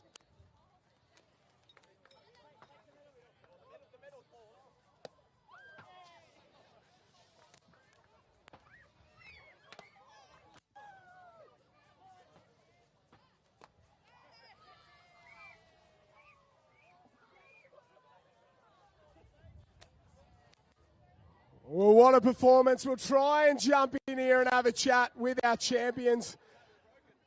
We'll wait to see them. They get a quick photo here, ladies and gentlemen. But the champions set up by Zoe Woods, and a great performance. We love to see it. Smiles all around for the team. And we're going to try and jump in there and have a chat with them. What a performance. These are the big four. These three, Newport as well. They're on the podium every single round. I'll jump in here with the Alex crew all over Zoe Woods. Jump on down, guys. Woods, I'll start with you. Come on down. You opened up that Taplin relay. You're just an under 17, the biggest race of your life, some of the best competitors in the world. You come out in front. How did you do it? Kind of prayed for a wave and just held it to the beach, yeah. What's it mean to race in a team like this for a club like this? Everything. It was so scary, but in the end it's worth it with the results. It was an unbelievable performance. You continue to build on it. I'll grab Jet quickly down here. I won't chat to everyone, too many going around. The final leg, Jet, Carberry yourself, huge surf. What was going in your mind when you went in with the Australian race champion? Yeah, well, he went out straight, and I knew the right-hand side was working all day, and that was our plan, stay right, work left out the back. And, yeah, look, I'm not sure if the camera caught my smile when he ended up rolling, and, yeah, I was very happy when he rolled, but you guys were saying I was so far ahead, and then he turned around and he was just there, so put the mocker on me. No, you did a fantastic job. What does this club, what does this event mean to you guys? I mean, Taplins, again, Alex just gets Taplins. We've been Taplin Town for a long time, and we'll continue to be Taplin Town, but look, it's team events. Everyone wants to do well for their club, and yeah, I think we all come together for these races, and that could have gone anyway out there, big surf. This is what we're all here for. I mean, I got knocked out in the second round of the ski today because I got absolutely belted, but I do it for fun, and this is what we do it for. Who do you want to shout out to back home? Yeah, look, all of Alex Surf Club. Shout out to Lily, my girlfriend. She's over in Bali at the moment, so yeah, we don't care. Well done. Anyone else? Yeah, no, just all of Alex. Look, Charger Surfcraft, Hayden, Meek, all the people that look after me. So we love your work, mate. Congratulations. Alexandra Headland win the Taplin relay here today. And what a performance, what a day. We'll throw it back up to you guys in the commentary booth to wrap it up, but it's been a huge performance so far. Yeah, massive day on the beach here for the Shore and Partners World Ocean Series. And like we said, we've already gone through the recap of the swim and the board. We then go to the ski. And a big shout out to Josh Minot and Ty Dowker, who have manned the fort down on the beach. And I just love some of the interviews we get from the athletes and their insights into the race. It's sort of wait on bated breath. But we had in the women's ski, Gemma Smith, class always prevails. She almost didn't make the final. Once she was there, though, she took every opportunity she could have. Yeah, she was awesome. She was cool, calm, collected. She made some good decisions and she had a really good sprint finish. So I know that was one that she really wanted to win. She's a ski paddler specialist who does the iron races as well, but she really wants the ski wins. Now, Paulie, Noah Havard was the champion of the day. An unbelievable performance. He shared the podium with teammate Australian kayaker. They won a silver medal over in Paris at the K4, Jackson Collins. But I don't have enough fingers and toes to know how many silver medals Mitch Trim has. He's come second again, Paulie. What does that guy need to do to win? Oh, no. I feel like I somewhat put the commentator's curse on him a little bit. Imagine the silverware that bloke would have in his trophy cabinet. Come on, Trimmy. We want to see you. Get one done for us in a couple of weeks' time when we head up to the Gold Coast. As well as that, we then went to the big one, the main event. And it was an absolute spectacle. It looks like Jasmine Raywood was going to take the crown. She was going to win it all. But the surf had other ideas. And then out the back, you just saw these two skis, these two figures, Lizzie Wellborn and Naomi Scott. They sat on top of this mountain of water. They decided better of it. They got the next one, though, and it was a race up the beach between the two, Lizzie Wellborn and Naomi Scott. And the Manly Junior took it. Yeah, for a moment there I thought they were going to try and pull down that wave, which would have been very, very gutsy but challenging to hold. It was really cool to see Naomi Scott. This is her home beach. She's from Northcliffe now, but she was so happy, and you could see her speech was really emotional. And Lizzie Wellborn, she's been on fire today to get that second place as well. And Tiani Massey, these girls are doing so well this weekend. And that's it. And in the men's, the Open Ironman, they held on to the throne for just a little bit longer. The old heads, they're fighting off this young brigade, because nipping at the Benny Carberry's heels was Riley Harlan and Nick Middleton. Breakout performance for Nick Middleton. He's been knocking at the door for a little while. He's on the podium right there. But Benny Carberry, back-to-back 10,000-point events. We're going into the grand final weekend now. The Shore and Partners Shannon Eckstein Classic weekend. We've got the Murphy Homes in a fortnight time at Maroochydore. There's about 27,000 premier point events up for grabs. The series are really heating up now, Paulie. Yeah, look, absolutely. We've only got 2 more 10,000 events to go, plus the 7,000 at Maroochydore. And from what we've seen today, Benny Carberry is the most in-form athlete, Ironman at the moment, I would say. So, look, he's looking fantastic. He's got one hand on the car keys, and there's no doubt he wants to take him home. And that's it. And look, it's been an absolute pleasure to sit here and a pain to be with Matt Poole. But I think it's been a wonderful day of action. We've had the swell, we've had the racing, we've had the superstars of our sport. Harriet, thank you for joining us today and jumping in the conversation. We'll see you at the Shannon Eckstein Classic, I hope. Sounds good. Absolutely. I can't wait to be there. That is always one of my favourite races of the year. And Paulie, I couldn't do it without you. Batman needs his Robin, so welcome. We'll have you back at the Shore and Partners Shannon Eckstein Classic. Until next time, guys, it's been an absolute pleasure. It's the Shore and Partners World Ocean Series, and that's been the Manly Open Surf Classic. All the points have been awarded. The prize money's been given out. A massive thanks to all the sponsors, Race One, and all of our other partners. It's been a pleasure. We'll see you next time.